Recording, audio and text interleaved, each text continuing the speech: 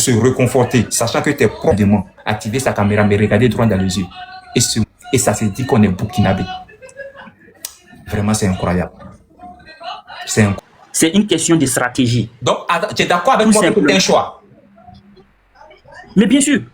D'accord. Merci. Ce n'est pas parce que il y en a pas. Il y en a quand même. Merci. Donc, vous avez fait un choix. On est bien d'accord? Absolument. D'accord. C'est notre stratégie. Non. Faire un choix, ça n'a rien à voir avec une stratégie. Mais si, le choix, c'est une stratégie. Non, le choix que vous avez fait n'a rien à voir avec une stratégie. Ça n'a rien à voir. Cette stratégie va permettre d'inspirer l'espoir de vivre elle à peut la pas, population. Écoute-moi, tu sais pourquoi il te dit qu'elle n'est pas une stratégie? Elle ne peut pas être une stratégie du moment où ton mentor avait déjà décliné cette manière de faire. Donc, elle ne peut pas être une stratégie pour vous. Ton mentor avait déjà condamné cette manière. Ibrahim Traoré lui-même l'a dit que cette manière de cacher la vérité au peuple burkinabé, ce n'était pas honnête. Et c'est ce qui a permis que les Burkinabés, certains Burkinabés, se sont ralliés au niveau de la cause des terreaux. C'est par cette stratégie-là qui a fait que dans les rangs des terreaux, nos frères burkinabés ont pris des armes. Ça, c'est ce qu'Ibrahim Traoré nous a dit. Donc, si tu me dis que c'est une stratégie, tu es en train de me dire de façon indirecte ou bien de façon claire que Ibrahim Traoré est en train de travailler aujourd'hui pour que, au niveau des rangs des terreaux, on puisse se retrouver assez de Burkinabés qui vont se faire recruter. C'est ce que tu es en train de me dire. Parce que cette stratégie-là, la réponse claire donnée par Ibrahim Traoré est que le résultat donné des Burkinabés se sont retrouvés en masse. Il y a des gens quand ils viennent ici, ils pensent que moi, ils sont là. C'est la stratégie qui Ibrahim Traoré rien à foutre. Ça veut dire, Ibrahim quand Traoré ils regardent mon visage, comme il les appelle grand frère souvent, que vous avez ils sont mangé, trop à l'aise. que les gens se sont retrouvés du côté et qui ont pris des armes. Tu es vieux. Et toi, tu dis que c'est qui lui l'a condamné, c'est qui l'a combattu hier. Lui, il utilise la même stratégie pour créer des enfants, tes petits frères comme moi. Donc, il ne veut pas que la guerre finisse alors. Lui, il ne veut pas que le terrorisme finisse. Devant plus de 600 personnes la dernière fois. Le terrorisme. Tu viens étaler. Mais si tu es quand même, tu viens de ton niveau de la souffrance de tes parents burkinabés. Pour toute personne qui a la tu viens de dire devant plus de 600 personnes. Quand j'ai lancé mon live, dis, Ibrahim Traoré n'a pas dit vidéo que Arvida a été ravitaillé. Bande d'idiot sorcier que tu es. Si Ibrahim Traoré n'a pas condamné la stratégie que tu as dit là, tu me dis je vais la vidéo. Puisque tu dis c'est une stratégie, il n'y a pas plus maudit que toi. Cette stratégie, elle a été condamnée par Ibrahim Traoré comme une stratégie qui n'a pas fonctionné. Une stratégie qui a mené dans le moment des terroristes nos frères burkinabés. Comment tu peux venir me dire qu'Ibrahim Traoré utilise la même stratégie qui n'a pas marché hier? Les enfants vont payer. Ils vont manger Ibrahim Traoré comme les parents doivent aujourd'hui faire depuis toi tu te mords de l'air de nos frères. Les enfants vont manger. Dans le rang des terroristes, ça fait que tu ne peux pas déposer. On peut être maudit comme cela. On peut être maudit comme ça. Donne-moi une explication, qu'est-ce que tu montes et tu viens, je vais démentir ce que tu as fait de dire. Non, je te dis, non, c'est que je vais te présenter, c'est une réunion. Ta mère qu'on réunion. Mère contre ta maman. On t'entend très bien. Des avancées significatives. Des gens sont en train de chercher à manger. Il y a des avancées significatives sur le terrain. C'est pourquoi on adopte maintenant et on maintient cette stratégie en cherchant que d'ici là, il y aura une nette amélioration visible. Ta maman fait réunion, quand tu as fait réunion, je vais devoir te mettre en grand. Je vais devoir te mettre en grand. Quand tu es monté là, tu m'as dit que le lendemain que les gens sont hyper arrêtés, tu ne fais que dire des choses. Tu vois que moi, mon combat, je parle toute honnêteté. C'est que même si peu importe ton parce que depuis tout à l'heure, je m'en fous. Je t'ai posé une question, moi que je ne pas des avancées. Mais au moment où moi, je ne pas de quelque chose, Ibrahim Traoré ou bien les autres ont parlé. Qu'est-ce que le cycle d'Ibrahim Traoré et puis réagit derrière. Sur quel plan il y a des avancées significatives? Quand Ibrahim Traoré fait une fois me montrer ces personnes qui sont sur quel plan il y a des avancées. Et ces avancées-là, on dit qu'elles rien à faire avec un pouvoir. Il faut que tu m'expliques parce que ces avancées que tu dis, ces avancées que tu dis dans la tête. Est-ce que sur le règne où Ibrahim Traoré condamnait la stratégie que tu as appliquée ton mentor a épousé aujourd'hui là? Est-ce que sur cette stratégie de ses prédécesseurs étaient je disais que je n'ai pas les statistiques pour appuyer mes propos, mais c'est en fonction de mes observations personnelles sur le terrain. Cette stratégie que les gens ont passé à toi aussi. Et que ça a eu des avancées. Si c'était des analyses personnelles, moi tout à l'heure, moi je peux me baser aussi sur des analyses personnelles à moi. Mais par contre, qu'est-ce qui peut me dire? Je n'ai pas dit analyse. Est-ce que s'il y a eu des avancées sur les autres avec la même stratégie, est-ce qu'il y a des avancées aussi sur les vidéos? Parce que les autres, il y a des observations-là. Moi je peux te dire aussi, puisque moi aussi, je peux te montrer les vidéos de Bamani. Je peux te montrer les opérations. Je peux te dire que moi aussi, j'ai fait qui sont des VDP. Si deux observateurs décident de pouvoir mettre en équation juste observation. Oui, et il y a totalement différent. Ici, là, c'est moi-même, je regarde. C'est moi-même, je vois. Je peux témoigner de cela. Je ne suis pas en train de dire que tu mens. Est-ce que tu peux me comprendre ce que je dis d'abord? Je ne suis pas en train de dire que tu mens. Ok, oui, je vois. Je suis en train de te dire. Voilà. Au fait, voilà, moi, je ne suis pas contre que toi tu observes. Moi, chaque fois, on me répète ça que oui, on est sur place. Oui, c'est bien d'être sur place. vous êtes des témoins oculaires, vous êtes ceux qui vous imprégnez de la situation en temps réel. C'est vrai, on est d'accord. Mais tout ce que moi, Youssou, je sais, c'est que Youssou... Je finis, tu vas faire ta motion à 7 minutes là. Tout ce que moi, Youssou, je sais, c'est que on est au 21e siècle, je suis pas obligé d'être présent à 50 mètres de la situation pour pouvoir donner juste une observation ou bien une analyse aussi juste. Parce qu'aujourd'hui, l'information, il est de partout. Avant-hier, j'ai vu une vidéo au niveau de l'Ukraine où des soldats c'est Israël, pardon. Des soldats se sont pris à des civils palestiniens où ils ont éliminé. Et l'image qui a été envoyée, c'est des satellites qui ont filmé. Sachant que ceux qui ont filmé n'étaient même pas sur place. Mais ils ont trouvé les images à temps réel, les diffuser. Et on croit ces images-là parce qu'on voyait des soldats éliminer des civils à temps réel. Donc ça, c'est une vérité. On n'est pas obligé d'être témoin oculaire pour pouvoir donner des informations qui sont aussi justes. Parce que l'information aujourd'hui, elle peut se trouver un peu partout. Maintenant, je reviens à ce que je disais. Tu es un observateur. Deux observateurs. Moi, je donne ma version. Tu donnes ta version. Et dans les deux versions, il y a de la contradiction. Qui peut nous départir entre nous deux, qui sont tous deux observateurs? Qui peut trancher? C'est ça. Je pose la question. On n'est pas obligé de... Je t'attends très loin. Je crois qu'il y a un problème de micro à chaque fois. Je disais qu'on n'est pas obligé de se confronter, mais plutôt se compléter. Les informations que vous avez peuvent compléter celles que j'ai et inversement. Donc, toujours est-il que on est en train de relater des faits concernant des situations, concernant les mêmes situations, je veux dire. Donc, si on les expose ensemble, il peut y avoir une complémentarité et non pas une contradiction. Mais toujours est-il que il est clair qu'actuellement, il y a de l'accalmie. Il y a de l'accalmie, même s'il y a encore des difficultés par endroit. Ça, au moins, je pense qu'on peut se le concéder. Si, par rapport à la stratégie que j'ai évoquée, il y a des problèmes toujours, c'est parce qu'on juge maintenant qu'il n'est pas nécessaire de repartir à un éternel recommencement. C'est pourquoi la majorité est unanime qu'il faut vraiment accompagner jusqu'à ce qu'on puisse voir le bout du tunnel. Parce que de toute façon, la gestion de la cité n'est pas une chose facile. On a vu les politiciens à l'œuvre, on a vu les militaires à l'œuvre. Il n'y a que... Vas-y, pour ta motion, il va continuer. Pour ta motion. Il n'y a peut-être que... Merci beaucoup. Moi, il ne veut pas comprendre. Moi, ma motion est que... Moi, ma motion est que... Moi, il y a un fait qui s'est produit au Burkina Faso qui est tellement évident devant ceux qui sont au Burkina Faso et ceux qui ne sont pas au Burkina Faso. Voilà, il y a un fait qui s'est produit. On a un président qui a fait un coup d'État qui nous a dit que lui, il entend un coup de fusil dans un endroit, il est capable de prendre son pick-up pour aller atterrir et puis faire des nettoyages là-bas. Il a dit, quand il dit ça, vous étiez au Burkina, nous on était hors du pays. Mais est-ce que depuis lors qu'il a pris le pouvoir, est-ce que le nettoyage dont il parlait là, est-ce qu'il a pris son pick-up et allé? Et de deux encore, quand il venait, il ne nous a jamais parlé d'une gestion de la cité. Ibrahim Traoré n'a jamais évoqué une gestion de quelqu'un de cité. Il nous a parlé d'une gestion militaire, il nous a parlé des logistiques, il nous a parlé de ce qu'ils ont eu à t'interpeller pour dire qu'il y a des endroits que les gens mangeaient des feuilles. Il nous a même fait croire même que à Ouaga, là, on est fait qu'il a fait à Ouaga. Il nous a jamais parlé d'une cité quelconque. Il nous a jamais... Ok, très bien. Pardon? Okay. Très bien. Une petite question. Mais est-ce que vous pensez qu'on peut occulter le volet cité, le volet social, au profit uniquement du volet sécuritaire? Si vous pensez que cela est faisable, c'est possible. Oui, c'est possible. On peut le faire. Monsieur Sita, effectivement que c'est possible. Parce que quoi? Pourquoi? Parce qu'il ne s'est pas basé sur le volet de la cité, il s'est basé sur le volet de la sécurité. Parce qu'il a joué bon pour savoir que, comment on dirait, il y a des endroits où les gens ont eu plus de 24 personnes qui sont tombées sur le coup des balles des terreaux. Il s'est rébellé contre son chef, qui est Damiba. Il a eu à dire plusieurs fois qu'il allait vers Damiba pour l'expliquer. Ah, vraiment que ça ne va pas. Plusieurs fois. Et Asek Meoda, on va prendre la motion de Dopier. Dopier, vas-y pour ta motion. Merci beaucoup pour tes clarifications que tu viens de faire, Asek. Même si Sita va, je comprends, il ne veut pas admettre certaines choses. Dopier, vas-y pour ta motion. Après, on va revenir sur le prochain aspect. Ok, très bien. Okay. Voilà, bonsoir à tous. En fait, il a dit quelque chose tout à l'heure. Là. Voilà, je souhaiterais en savoir davantage. Il dit que personne ne peut nier le fait qu'il y a une accalmie actuellement. Et cela serait la preuve que, bon, je ne sais pas ce qu'il avait donné comme argument. Je souhaiterais savoir, cette accalmie et moins d'attaques dont il parle là, c'est le fait de qui ou de quoi? Ou alors des deux à la fois?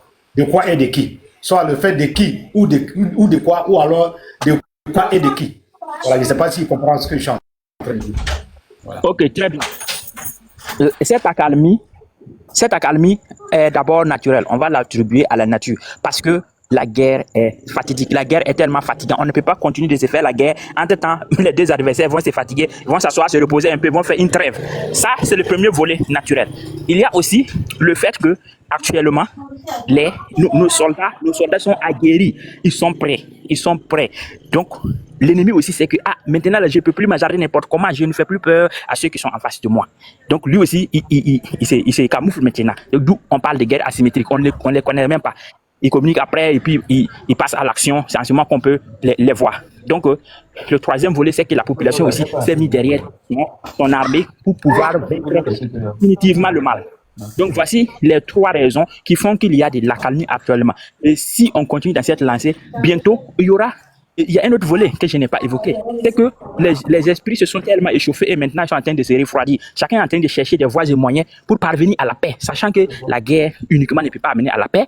Donc, chacun cherche des pistes pour pouvoir convaincre l'autre et non pas le vaincre. Donc, voici ce qui justifie cette accalmie-là. Voilà. Donc, pour revenir à ce que Asek avait dit, je ne sais pas, il disait que comment dire, est-ce que je voulais intervenir par rapport à son point de vue là, mais j'ai oublié le fil de mes idées. Sinon, ce qu'il dit là n'est pas, je ne partage pas son avis. Voilà. Et Sita, tu vois, tout à l'heure, tu as dit que dans nos analyses, on peut se compléter. Et ce qui me plaît chez toi, c'est que tu as reconnu tout à l'heure que tu n'as pas des chiffres pour étayer tes arguments ou ton analyse. C'est ce qui est bien. Quand on ne connaît pas, on dit on ne connaît pas. Ça n'enlève rien dans notre connaissance ou bien dans notre savoir. Ce que je peux te dire, c'est que des chiffres, de mon point de vue, et les chiffres que j'ai à ma possession, cela démontre clairement que Ibrahim Traoré a échoué lamentablement sur le premier point que tu as essayé d'évoquer, le plan sécuritaire. Sur ce plan-là, échec total. Je ne sais même pas, je peux énumérer plusieurs plans. Je vais te démontrer maintenant pourquoi c'est un échec sur la sécurité. Tout à l'heure, je t'ai cité plus de 4 points, 5 points. Essayez de me dire, est-ce que tu peux accompagner ça des chiffres pour qu'on puisse comprendre ce que tu veux argumenter, pour qu'on puisse voir réellement le bout du tunnel s'il y a de la lumière. Mais en réalité, puisque tu viens de le confirmer, il n'y a pas de chiffres. Mais je tiens à t'informer que Ibrahim Traoré, à son arrivée, prenons au niveau des PDI. Quand vous prenez autant de Roch Christian Kaboré, nous avons moins de 500 000 déplacés. Ces chiffres sont visibles partout. Que ça soit au niveau de Faso.net, de AIB à l'époque, sur des sites mondialement reconnus. Vous partez sur la Banque mondiale, vous partez sur OCHA, vous allez trouver ces informations que je suis en train de vous donner. On avait moins de 500 000 déplacés internes sur Roch Christian Kaboré. Autour de Damiba, les deux combinés, nous tournons autour de 800 000 déplacés. Ça, c'est le chiffre que je te donne au niveau de deux présidents. Bon, un président et un Poukis. À l'arrivée du capitaine Ibrahim Traoré, ces chiffres se sont vus passer de 500 000 au temps de Roch Christian Kaboré, qui est passé à 800 000 de Damiba et Roch Christian Kaboré, passé à 2 100 000 déplacés internes. Et en fin 2024, début 2025, nous assistons à un retour de plus de 1 million qui ont regagné les localités. Ça, c'est des chiffres aussi que la Banque mondiale que nous donne aussi, qui est vérifiable. Et que des sites burkinabés aussi nous parlent de ça. Ça, c'est déjà un premier point. Est-ce qu'il y a des avancées? Non, il n'y a pas des avancées. Parce que je peux t'expliquer cela aussi. Parce qu'en termes de nombre de déplacés sur Ibrahim Traoré, parlant de 1 million, parce que les gens, quand ils atteignent 1 million de déplacés internes, ils pensent que c'est ceux qui se sont retournés, bon, les retours de déplacés internes dans les localités, ils pensent que c'est sous Ibrahim Traoré. C'est combiné au temps de Damiba et, comment on appelle, Ibrahim Traoré. Et en plus de cela, même quand il y a retour de ces déplacés dans les différentes localités, dont nous ignorons réellement quelles sont ces localités, parce que l'État ne communique pas sur les localités qui sont réinstallées, ce qui rend la chose encore plus difficile et plus vraiment, on va dire, on prend ça avec des pincettes, on a du mal à croire à ces informations-là, parce qu'il faut comprendre aussi que même la Banque mondiale, elle donne ces informations-là à travers, quand vous allez regarder sur la page de la Banque mondiale, c'est à travers des sources burkinabées qui, eux aussi, ils affirment ces chiffres-là. Donc ça, c'est déjà de 1. Parce que pour dire qu'il y a 1 million qui s'est retourné, il fallait bien qu'on puisse déterminer les localités qui sont réinstallées. Or, aujourd'hui, par contre, il y a plus de localités, plus de villages déguerpis sur Ibrahim Traoré. Donc, comment on peut nous expliquer qu'il y a retour des populations dans les localités, sachant qu'on a plus de villages qui sont déguerpis sous Ibrahim Traoré que sous tous les autres présidents qui ont précédé. Donc ça, voilà juste un autre point très noir. Prenons le cas des écoles. Je reviens, moi je vais prendre point par point, et puis après tu vas rebondir. Prenons le cas des écoles. Ibrahim Traoré, quand il arrivait, il est venu trouver les écoles déjà au temps de Damiba, non, au temps de Roch Christian Kabore, on va partir on était à 3200 et quelques écoles fermées.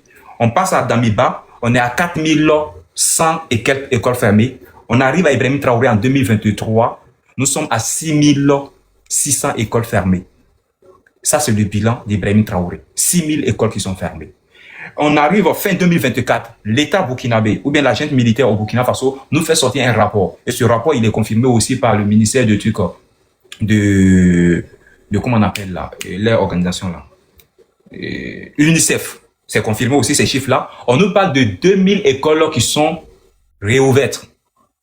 Ça, et aussi, il donne ces informations-là sur base des informations des sources burkinabé. Donc, l'État burkinabé nous fait comprendre qu'il y a plus de 2000 écoles qui sont réouvertes au Burkina Faso.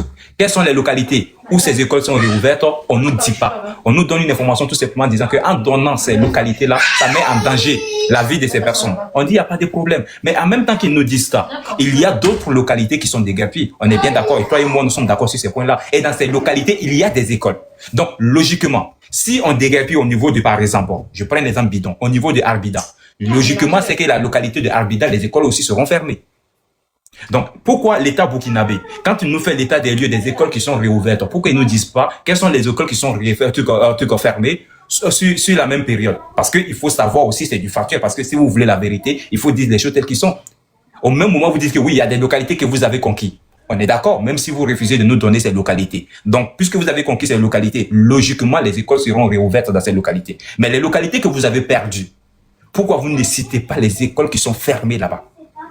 Voilà encore une ambiguïté qui fait que c'est un échec encore, parce que l'information n'est pas connue. Et en réalité, nous voyons, jour et nuit, vous et moi, que vous soyez sur des chaînes Telegram, sur des pages X, vous voyez la montée en puissance de ces groupes terroristes qui essaient de traumatiser la population, qui essaient de déguerpir les trucs, les villageois. Donc, on ne peut pas parler d'une montée en puissance de l'armée burkinabé. Monsieur, ce n'est pas une vérité.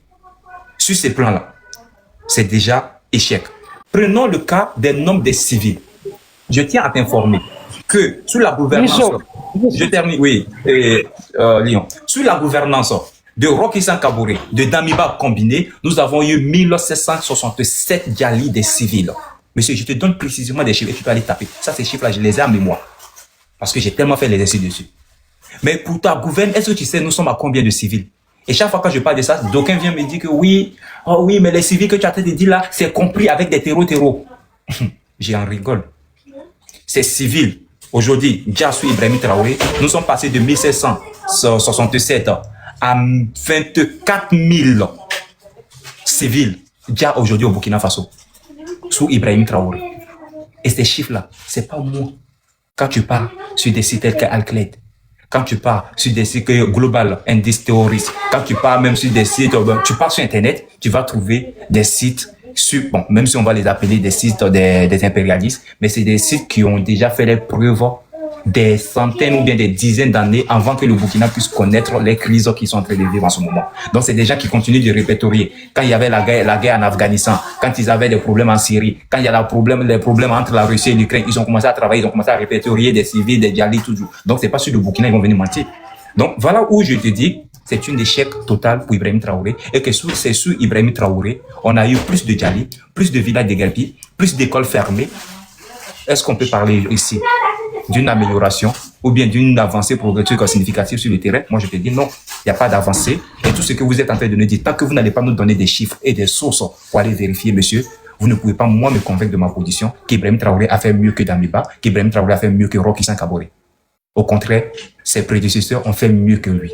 Il y avait moins d'attaques sur Damiba, moins d'attaques sur Roch Christian Kabore. Aujourd'hui, on a plus d'attaques.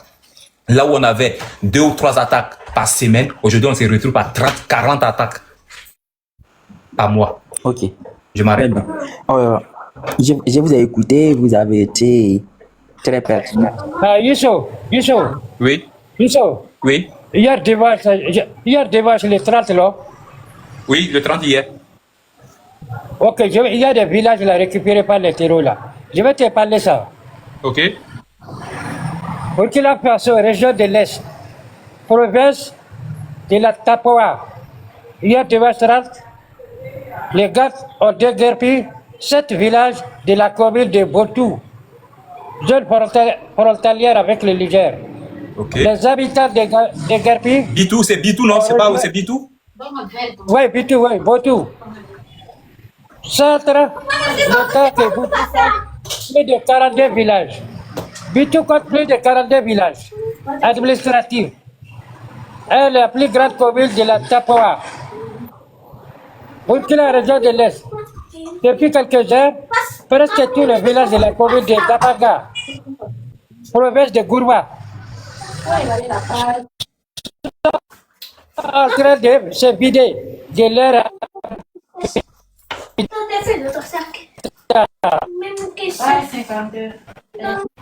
Ok. Je crois qu'il y a un problème de réseau. Ok, le lion, on revient sur toi après, quand il y a un problème de réseau. Oui, vas-y, Sita. Voilà, pour répondre. Après, quand tu finis, on va revenir sur lui, il y a Béranger qui est là. Attends, le lion, je crois que tu as un problème de connexion, on revient sur toi après. Vas-y, après on va venir sur Béranger. Vas-y, Sita. Voilà, Et le lion, j'ai vu le truc, j'ai vu la source, après j'ai regardé, j'ai vu ça sur Telegram tout à l'heure, c'est que tu es en train de lire. pour répondre rapidement, je dirais que je reconnais que vous avez été pertinent avec des preuves à l'appui. Mais maintenant, ce que je voudrais souligner, c'est que les choses ont évolué et la guerre aussi a évolué graduellement. Depuis le début jusqu'à maintenant, c'est comme exemple, le Burkina Faso, c'est un malade. Un malade qui avait juste des céphalées, qui s'est rendu en consultation dans un CSPS, quelque part, il a rencontré un infirmier ou un agent communautaire, n'a pas su diagnostiquer les malades jusqu'à ce que ça se gangrène au fur et à mesure. Et là, maintenant, il faut faire appel à quelqu'un qui est plus qualifié. Il faut aller au niveau supérieur. Et c'est là que nous sommes actuellement. Si on veut faire une comparaison entre les gouvernances passées et la gouvernance actuelle, on se rendra compte que cette gouvernance est meilleure. Par contre, le mal est devenu pire. Du coup, on fait comment? Il faudra aussi ne pas occulter ce volet-là. Si on fait fi de ça, forcément, on va juger le gouvernement au rabais. Et pourtant, ils se sont battus et ils continuent de se battre. En fait, c'est que moi, je ne comprends pas là. En fait, moi, je sais que toi, tu es allé à l'école. Quand tu dis, quand on compare ce gouvernement avec les gouvernements qui ont précédé, ce gouvernement est meilleur. Déjà, c'est problématique pour moi. Parce que le côté positif de ce gouvernement que tu essaies de mettre en exergue, tu n'accompagnes pas ça avec des faits qui peuvent, moi, me convaincre. Ça veut dire qu'il n'y a même pas de source. Quand tu vas prendre, même quand on prend déjà, au niveau de l'économie que vous parlez, vous prenez l'économie sur Roch Christian Kaboré, le PIB était à 6,3.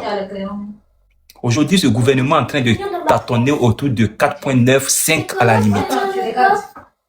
En quoi est-ce que ce gouvernement est meilleur que le gouvernement passé?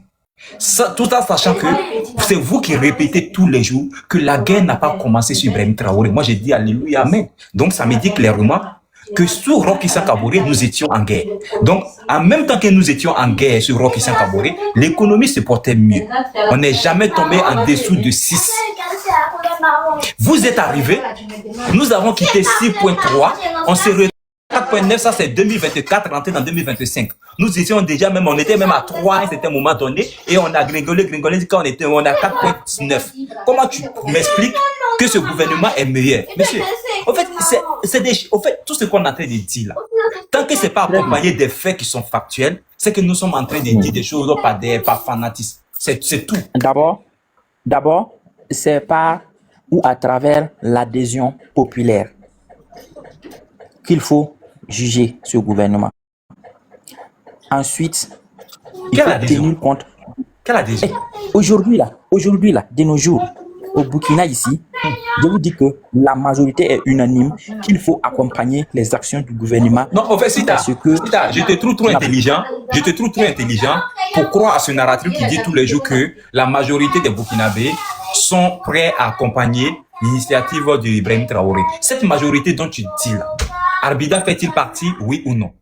Parce que le problème, il faut pas regarder une certaine masse de personnes où des gens se régit un groupe et qui essaie de vanter ou bien qui utilise des slogans en train de dire vive Ibrahim Traoré, prétendent que dans ce pays-là, tout le monde est unanime. Parce que le seul baromètre qui peut te permettre, à toi Sita et à moi Yissou, de pouvoir juger bien que la majorité est tous unanime ou bien est d'accord sur les agissements d'Ibrahim Traoré, ce baromètre-là, ça s'appelle le canal des élections. C'est les urnes. À part ça, tu pourras jamais me trouver un baromètre qui te permet de mesurer la popularité d'une population envers son dirigeant. C'est impossible, monsieur. Parce que si ce n'est que des discours des gens sur TikTok ou bien des personnes, mais tu vas jamais connaître cette majorité. Moi, aujourd'hui, on peut me menacer et par des menaces, par peur des représailles, je peux m'allier à une cause que je n'épouse pas. Par la force des choses, parce que je ne peux pas m'exprimer. Et ça, au Burkina Faso, c'est une réalité aujourd'hui. Les gens ne peuvent pas s'exprimer. Tu ne peux pas arracher cette vérité-là. Les gens ont peur de s'exprimer. Et il y a des cas, les gens comme cela, qui t'ont démontré que la liberté d'expression n'est pas de même mise au Burkina Faso. Le cas de Kalifara Serré t'en dit plus. Le cas de Yasmine Bassolé t'en dit beaucoup. Le cas de Odilon te dit beaucoup. Le cas de papa de Oumar Koulibaly te dit beaucoup. Il y a des cas et des cas et des cas légion qui t'explique réellement qu'au Burkina aujourd'hui, on ne peut plus s'exprimer. Même le plus journaliste, le plus farouche, celui qui ne mâche pas ses mots, Ismaël Ouedraogo, la seule fois qu'il a eu l'audace, le courage de poser la seule question qui dérange à Ibrahim Traoré, au sorti de là, plus jamais il ne traite des questions pertinentes à la tête de notre pays. Il se présente maintenant comme un journaliste de communication, de reportage, de football. Tu passes sur ta page, il passe tout son temps à nous parler de Real Madrid et Barcelone que de parler des faits de ce pays du Burkina. Cela démontre clairement, monsieur, que la liberté d'expression n'est pas une réalité au Burkina Faso. Comment tu veux mesurer la popularité d'un dirigeant à partir de ces faits-là, monsieur? Vous êtes sérieux là? Ok, très bien. Ce que vous dites est en partie compréhensible. Mais, c'est comme je le dis, il ne faut pas perdre de vue le fait que le Burkina Faso aujourd'hui n'est pas le même que celui d'hier. Et ce que nous devrons faire, c'est de tout faire, mettre tout en œuvre pour que le Burkina Faso subsiste. Moi, depuis que je parle, est-ce que vous m'avez entendu prononcer le nom de IB, de quoi? Moi, je parle du Burkina Faso. Non, mais c'est pour ça tout à l'heure, je t'ai dit que j'aime débattre avec toi parce que je sens que tu es le Burkinabé que moi je recherche. Tu es cette jeunesse-là que moi j'ai envie que le Burkina puisse construire le pays autour de vous parce que on peut ne pas être de même vision, mais débattre, créer des points de vue divergents et puis rentrer chez soi tranquillement. Mais la finalité, c'est que chacun va apporter ses idées et dans ces idées, moi je peux en tirer des choses de toi. Peu importe que je n'épouse pas tout ce que tu dis, mais je sens qu'il y a des choses cohérentes que tu dis. Mais aujourd'hui, est-ce que ça c'est une réalité au Burkina Faso? Moi, je peux, quand tu dis, ce Burkina a changé, il y a des Burkinabés nouveaux, moi je suis d'accord. Mais je vais te dire une chose qui peut être vraiment de l'ironie. Ces mêmes Burkinabés là, quand Blaise Compaoré est parti, on jurait que plus jamais un militaire n'allait prendre la tête du Burkina Faso. Est-ce que tu es d'accord avec moi sur ce point ou pas? Ces mêmes Burkinabés, après le débat de Blaise Compaoré, on dit dans ce pays-là, plus jamais on va confier l'avenir de notre pays à un militaire. Mais ce sont les mêmes Burkinabés qui sont en train d'acclamer Ibrahim Traoré aujourd'hui. Donc moi, ça n'est rien de m'étonne. Demain, même si je vois que ces mêmes Burkinabés en train de vomir Ibrahim Traoré, moi, ça ne va pas me surprendre. Parce que moi, je connais ce peuple-là. C'est ceux qui réagissent avec les émotions qui ne connaissent pas les Burkinabés. Sinon, moi, je connais ces Burkinabés-là. Ces mêmes Burkinabés ont acclamé Damiba. On même dit que Damiba était très intelligent. Mais c'est ces mêmes Burkinabés-là qui sont en train de vilipender Damiba. Si l'occasion se présente, les mêmes Burkinabés vont descendre Ibrahim Traoré. Et ça, je te fais le serment. Aujourd'hui, on peut tout dire. On peut manifester notre amour pour Ibrahim Traoré. L'occasion se présente, ces mêmes Burkinabés vont descendre Ibrahim Traoré. Parce que d'ailleurs, quand vous regardez la gestion d'Ibrahim Traoré, il y a tellement de méfaits. Il y a tellement de choses qui sont mal faites. Ibrahim Traoré a causé du tort à tout le monde. Ibrahim Traoré a causé du tort à beaucoup de personnes. Très bien. Parce qu'on ne dirige pas un pays. Même la révolution qu'Ibrahim Traoré s'approprie. C'est quoi la ligne éditoriale de cette révolution? A-t-il demandé l'avis de la population pour cette révolution? Est-ce que la population est pour ou contre cette révolution? Est-ce qu'il y a eu un référendum pour savoir si réellement ce peuple est prêt pour une révolution? Est-ce que dans le contexte sécuritaire que nous sommes, nous pouvons parler d'une révolution, sachant que nous perdons des vies, nous perdons des localités, nous avons des parents qui mangent des feuilles? Est-ce que nous pouvons parler de révolution, sachant qu'il y a d'autres qui ne mangent pas les faim? Hey, monsieur, cette popularité que vous parlez là, moi j'aime tout fort. Je voudrais aussi que si on veut parler du capitaine Ibrahim Traoré, qu'on le juge sur la base de ses intentions. Parce qu'au préalable, le monsieur, c'est un militaire, ce n'est pas un politologue, ce n'est pas quelqu'un qui a fait les sciences politiques, ce n'est pas un politicien. Donc, si on le prend en tant que tel, sur la base de ses intentions, sur la base des actions concrètes qu'il a eu à poser, que ce soit au front ou même étant sur le pouvoir, on peut essayer de comprendre au lieu de vilipender ou de chercher à l'évincer coûte que coûte, sachant bien que nous faisons face à un danger qui peut nous consumer tous. C'est pourquoi j'ai dit, si on doit s'unir, Ok, donc, pour que le Burkina subsiste. Nos guerres là, on peut revenir sur ça plusieurs années, après, pour essayer de voir qu'est-ce qui n'a pas été bien fait, qu'est-ce qui a été bien fait, qu'est-ce qu'il faut redresser, ainsi de suite. Sinon, il pouvait aussi faire comme certains. Il organise des élections truffées, il remporte, il reste dans la ligne de la démocratie. Mais il y aura encore des ennemis qui vont naître immédiatement, d'autres ennemis plutôt qui vont naître immédiatement et mettre à mal l'avancée du pays. Et c'est ce qu'il ne veut pas. Et c'est ce que la population a maintenant compris. Tu es en train de me dire... L'éternel et le commencement, ce n'est pas une solution à un développement durable. Voilà pourquoi... Tu es en train de me dire à moi que... comment on appelle? On doit juger Ibrahim Traoré sur ses intentions. C'est ce que tu es en train de me dire. Sur base de ses intentions. C'est ce que tu me dis ou pas? Et de ses actions concrètes. Non, mais tu as parlé de l'intention. Est-ce que j'ai bien entendu qui dit que si on veut le juger, on doit le juger sur base de ses intentions d'abord? C'est ce que tu m'as dit ou pas? Et de ses actions concrètes. Et de ses actions concrètes. Donc, c'est les deux. Donc, on va dire que l'autre ne peut pas marcher sans l'autre. D'accord. Donc, on doit juger Ibrahim Traoré sur base de ses intentions et de ses actions concrètes. Quelles sont les intentions d'Ibrahim Traoré à l'heure actuelle? Non, commençons par le commencement. Quelles sont ses intentions dès son arrivée?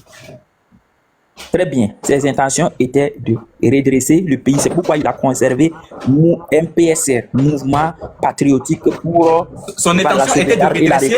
Pardon, reprends.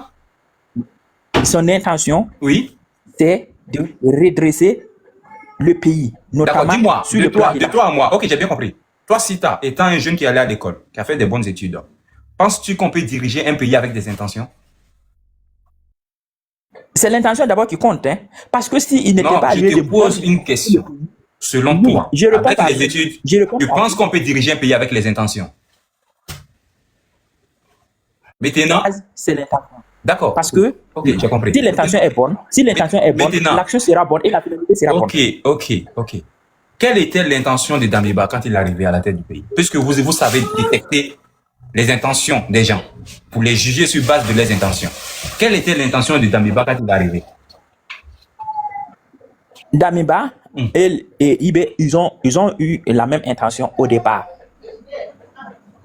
Et qu'est-ce qui a changé au cours du temps? De bonnes intentions. Ce qui a changé au fil du temps, c'est qu'il y a eu une déviance d'intention. C'était quoi la déviation? Quand il y a eu déviation d'intention, logiquement, vous connaissez cette intention-là aussi. Dites-nous, c'était quoi, après avoir dévié, c'était quoi l'intention de la déviation? Très bien. Les deux s'étaient mis d'accord, le groupe s'était mis d'accord pour suivre la même trajectoire, pour poser les mêmes actions, parvenir au même but. Mais entre-temps, s'il y a eu des velléités... Vous ne répondez pas à ma question. Moi, je ne comprends pas toujours. Moi, j'ai envie de comprendre avec vous ce soir. Je veux savoir... Damiba, Ibé avait les mêmes intentions que Ibé a actuellement quand il est arrivé. Chemin faisant, il y a eu une déviation de trajectoire. Donc, Damiba a changé d'intention. Quelle est l'intention que Damiba a emboîtée pour que Ibrahim Traoré ne puisse pas se reconnaître dans cette intention-là? Ok. On va faire un raisonnement par analogie. Vas-y, sur le volet militaire. Si le volet militaire, oui.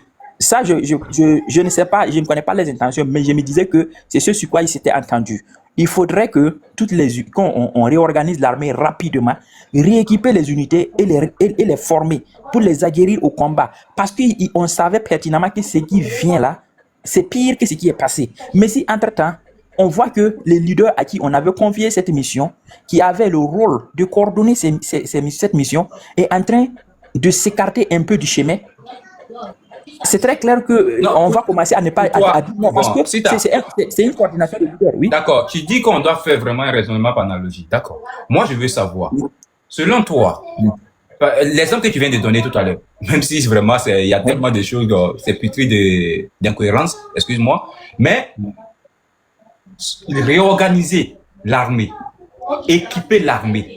L'intention d'Ibrahim Traoré pour lui, quand Damiba était là, ça pouvait se faire en combien de temps?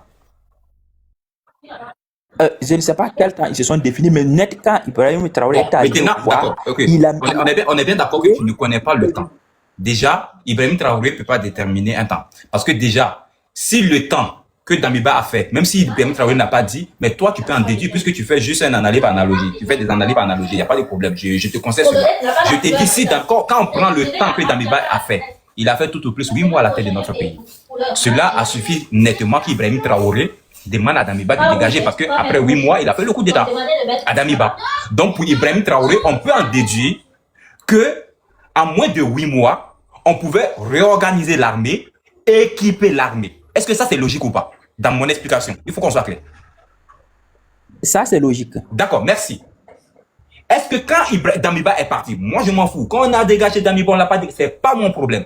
Damiba, il a fait partie. Logiquement, c'est qu'en moins de 8 mois, on peut réorganiser et équiper l'armée. Quand Ibrahim Traoré, lui, il est arrivé, en combien de temps il a équipé l'armée? Immédiatement après sa prestation de serment, il a... Non, mais si tu arrêtes ça. Non, mais arrête ça, si laisse-moi parler, mon frère, s'il te plaît. Non, s'il te plaît, attends-moi, écoutez-moi. Écoutez-moi, s'il vous plaît. Écoutez-moi, s'il vous plaît. S'il vous plaît. J'ai dit très bien que, immédiatement après prestation de serment, il a donné l'ordre au génie militaire de faire l'état des besoins des unités, puisque la problématique... Non, en fait, j'ai l'impression que tu as échappé. Non, attends, excuse-moi, pardon, je te demande pardon. J'ai l'impression que tu as échappé à une partie de l'histoire de notre pays. Pour tout le respect que je te dois, tu es burkinabé, mais j'ai l'impression qu'il y a une partie qui t'a échappé. Pas que tu ignores, mais peut-être que ça t'a échappé. Mais laisse-moi te rafraîchir la mémoire. Ibrahim Traoré ne peut pas équiper immédiatement l'armée burkinabé après prestation de serment pour la simple raison. Ibrahim Traoré a dit il a trouvé les soutes du Burkina Faso vides, il n'y avait rien. Comment il organise, comment il équipe immédiatement si dans nos casernes, il n'y avait rien? Très bien, je vais répondre. Parce que je disais que je n'ai pas dit qu'il a équipé immédiatement, mais il avait immédiatement commencé à le faire en faisant quoi? Mais tu fais un jeu de mots, tu veux faire la philosophie. Non, tu fais pas avec moi. Non. Il avait... Bon, d'abord, ok, je prends même ce que tu dis. Franchement, si vous n'écoutez pas les gens jusqu'au terme... Bon, vas-y. C'est difficile. Laissez-moi pas... Je vous disais que dès son accession au pouvoir, après prestation de serment, il a donné injonction aux unités militaires d'exprimer leurs besoins et aux génies militaires, ils faisaient des pick-up, les pick-up civils là, puisque ça, on pouvait acheter les autres, les États qui refusaient de vendre les armes au Burkina, ainsi de suite, que les armes métal, les équipements militaires, tout ça. Mais il a trouvé une alternative rapidement et les génies militaires étaient en train de transformer les pick-up civils en véhicules militaires. Ça, on a vu ça, oui ou non?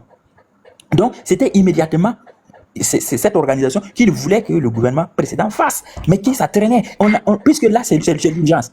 Il faut lever l'urgence d'abord avant de voir les autres volets. Et pourtant, son prédécesseur ne l'a pas fait. Mais quand lui est arrivé, il a commencé comme à faire ça immédiatement et c'était aux yeux de tout le monde. Les pick-up rentraient à Ouaga comme c'est pas permis, comme des arrachés. Et les génies travaillaient 24/24 pour la transformation de ces véhicules-là. Et les unités étaient équipées au fur et à mesure. Dès que c'est fini, on livre à une unité, on les déploie et on continue encore à former une autre unité pour le déploiement. C'était comme ça. D'accord, je t'ai écouté. Sita, je vais encore te donner une information encore. Pour te montrer que même, je n'ai même pas suivi formation militaire.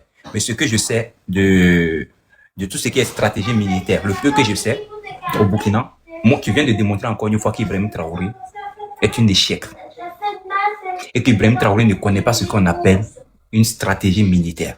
Et qu'Ibrahim Traoré, selon vos explications, a reçu une formation caduque. Je t'explique.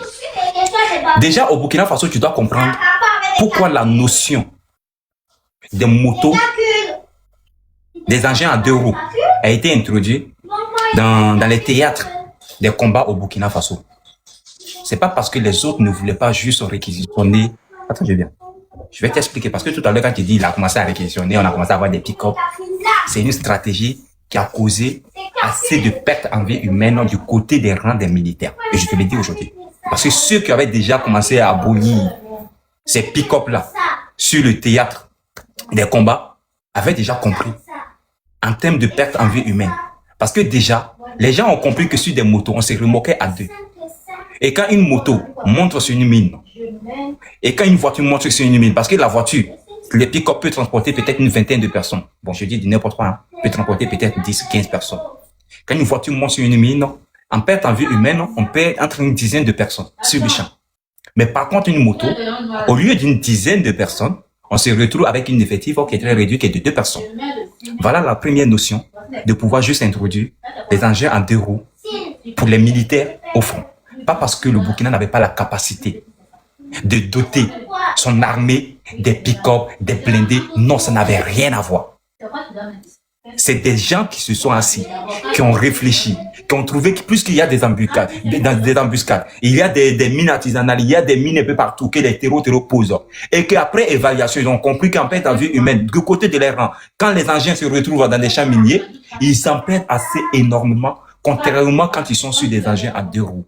Donc, venir et essayer de dire qu'on réquisitionne, on fait pas de tout. Montrer que les autres ne faisaient pas ça, ne montre pas que le Messie, il avait une volonté d'équiper l'armée. Non, c'était une propagande. On souligne ça c'est de fait. Monsieur, ma première question, elle reste toujours valable. Je t'ai dit si Ibrahim Traoré, après 8 mois, a trouvé les insuffisances à Damiba et qu'il fait le coup d'État à Damiba, logiquement, Ibrahim Traoré est censé faire mieux en moins de 8 mois, là où Damiba a échoué.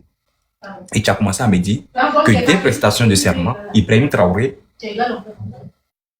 a commencé, bon, tu as dit équiper, après tu dis a commencé à équiper immédiatement l'armée burkinabé. Ça qui n'est pas une vérité, ce sont des contre-vérités, je suis désolé. Ibrahim Traoré n'a jamais commencé à ravitailler, à équiper l'armée immédiatement. On a vu le discours qu'il tenait.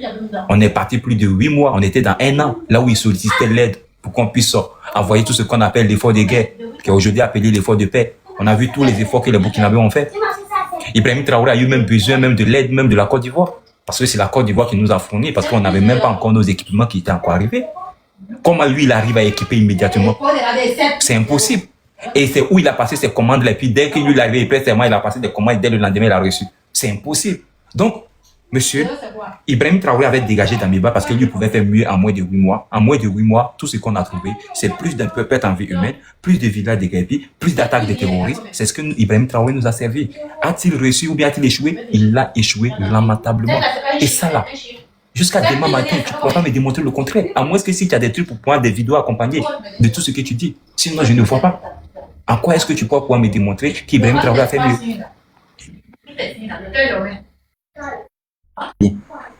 Moi aussi, vous avez demandé qu'on soit factuel. Et moi aussi, je parlais sur la base de mes propres observations. Maintenant, si vous ne reconnaissez pas ça, c'est votre plein droit.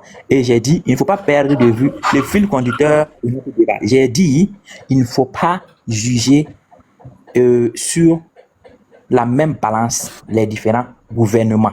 Si c'était aussi facile, ce qui est en train d'arriver ne serait pas arrivé. Et maintenant, le Burkina Faso tient toujours le coup. Et c'est grâce à son leadership. Pourquoi tu conditionnes tes propos?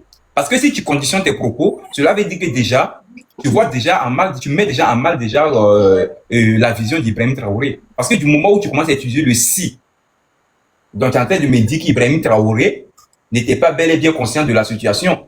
Ou bien Ibrahim Traoré n'avait pas mieux diagnostiqué la situation avant de demander à Damiba. C'est comme si tu me dis que Ibrahim Traoré, il a fait juste le coup d'état pour faire et il a cru que les choses étaient faciles. Et c'est quand il est arrivé qu'il s'est rendu compte que ah non, c'est que je pensais que c'était facile et il est devenu difficile. Mais non, c'est quand tu viens dégager quelqu'un, c'est que lui-même il a dit quand tu regardes l'appel téléphonique d'Ibrahim Traoré. Je pense que tu as écouté l'appel téléphonique. Il a dit nous avons nos plans, nous avons nos stratégies, nous avons nos partenaires. Nous ne sommes pas là pour le pouvoir. Le pouvoir, ça ne m'intéresse pas. Nous, c'est cette bourgeoisie au niveau de la capitale qui nous dérange. C'est la considération de la valeur humaine. C'est cette manière où les gens meurent au front et que les gens sont assis à Ouagadougou, ils sortent et font la belle vie. C'est ce que nous déplorons. Sinon, lui, son objectif, c'est que dès le lendemain, lui et ses hommes, ils prennent les pick-up et puis se retournent au front. Parce que le pouvoir, c'est quelque chose qui ne l'intéresse pas. C'est quelque chose qui empêche un être humain de dormir. Donc, tu ne peux pas utiliser le si ici. Parce qu'Ibrahim Traoré était conscient. Il avait déjà son cahier, son agenda. Il avait son cahier des charges. Il avait ses partenaires. Il venait pour une mission en moins de 6 mois. Il a dit haut et fort. Nous, ici, le calendrier de la CEDEAO, elle est totalement large. Ils peuvent dormir tranquille. Nous, en 2, 3, 4 mois, c'est bon, on a terminé. Et puis on laisse le pouvoir.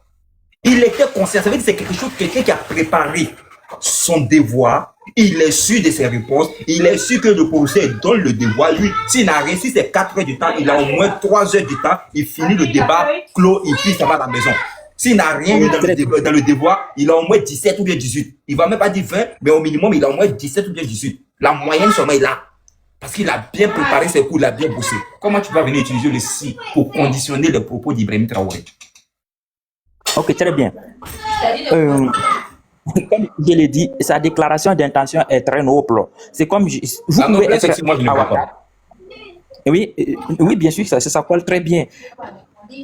Ce qu'il a déclaré, vouloir faire dans des délais, et il a défini des délais, ce n'est pas un magicien. C'est comme vous qui êtes là-bas, vous pouvez décider de venir, par exemple, à Ouaga. Vous achetez votre billet d'avion et vous espérez être à Ouaga dans 3 jours. Malheureusement, arrivé par exemple dans un aéroport quelque part en Éthiopie, on dit bon, pas de vol, intempérie, il pleut ou quelque chose comme ça. Et vous passez, et vous arrivez à Ouaga 5 jours plus tard.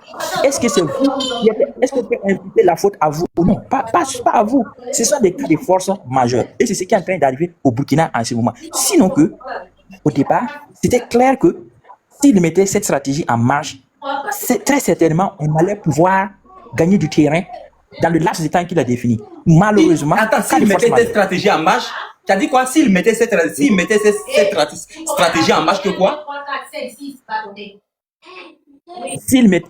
Il était certain. C'est comme vous dites que quand je quitte Rabat pour Ouaga, en achetant mon billet en 1 heure, bon, en 3 jours, je serai à Ouaga. Ça, vous êtes convaincu de ça. Si tout va bien.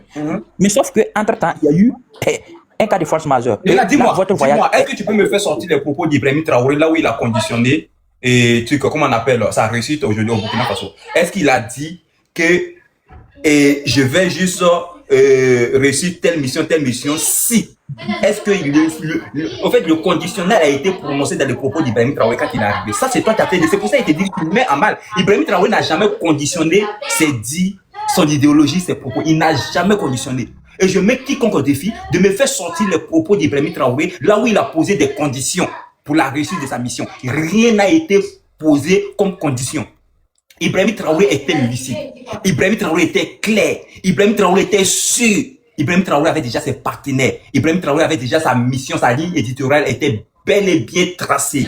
Ibrahim Traoré n'a pas eu besoin de conditionner quoi que ce soit au Burkina. Et aucun Burkinabé ne peut faire sortir les propos d'Ibrahim Traoré jusqu'à l'heure actuelle où je te parle. Oui, Ibrahim Traoré conditionne quelque chose. Et toi, même si je te mets au défi, tu ne pourrais jamais me faire sortir les propos d'Ibrahim Traoré où il a conditionné quelque chose. Oui, je suis d'accord. Je suis d'accord avec ce que vous dites.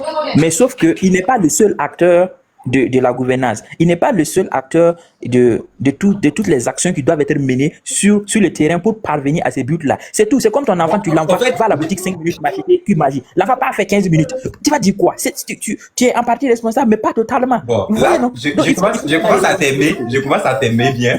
Je commence à bien t'aimer. Sincèrement, je commence à bien t'aimer, mais sincèrement, il faut que je pense que si on mène des débats comme ça tous les jours, à un moment donné, même si on va pas, on serait jamais du même bord, mais au moins tu sauras que je vais apprendre beaucoup de toi, mais je pense que quelque part, si tu en es, tu vas reconnaître que tu dis des choses où tu te contredis. On est bien d'accord que la gouvernance, là où je suis d'accord, je me rallie à toi entièrement. La gouvernance, ce n'est pas un individu, c'est toute une équipe. Et moi, j'aime des gens qui réfléchissent comme toi. Et c'est ce que nous disons. Mais quand vous regardez les propos de votre mentor, c'est là où vous ne faites pas l'effort d'avancer, de pousser un peu la réflexion.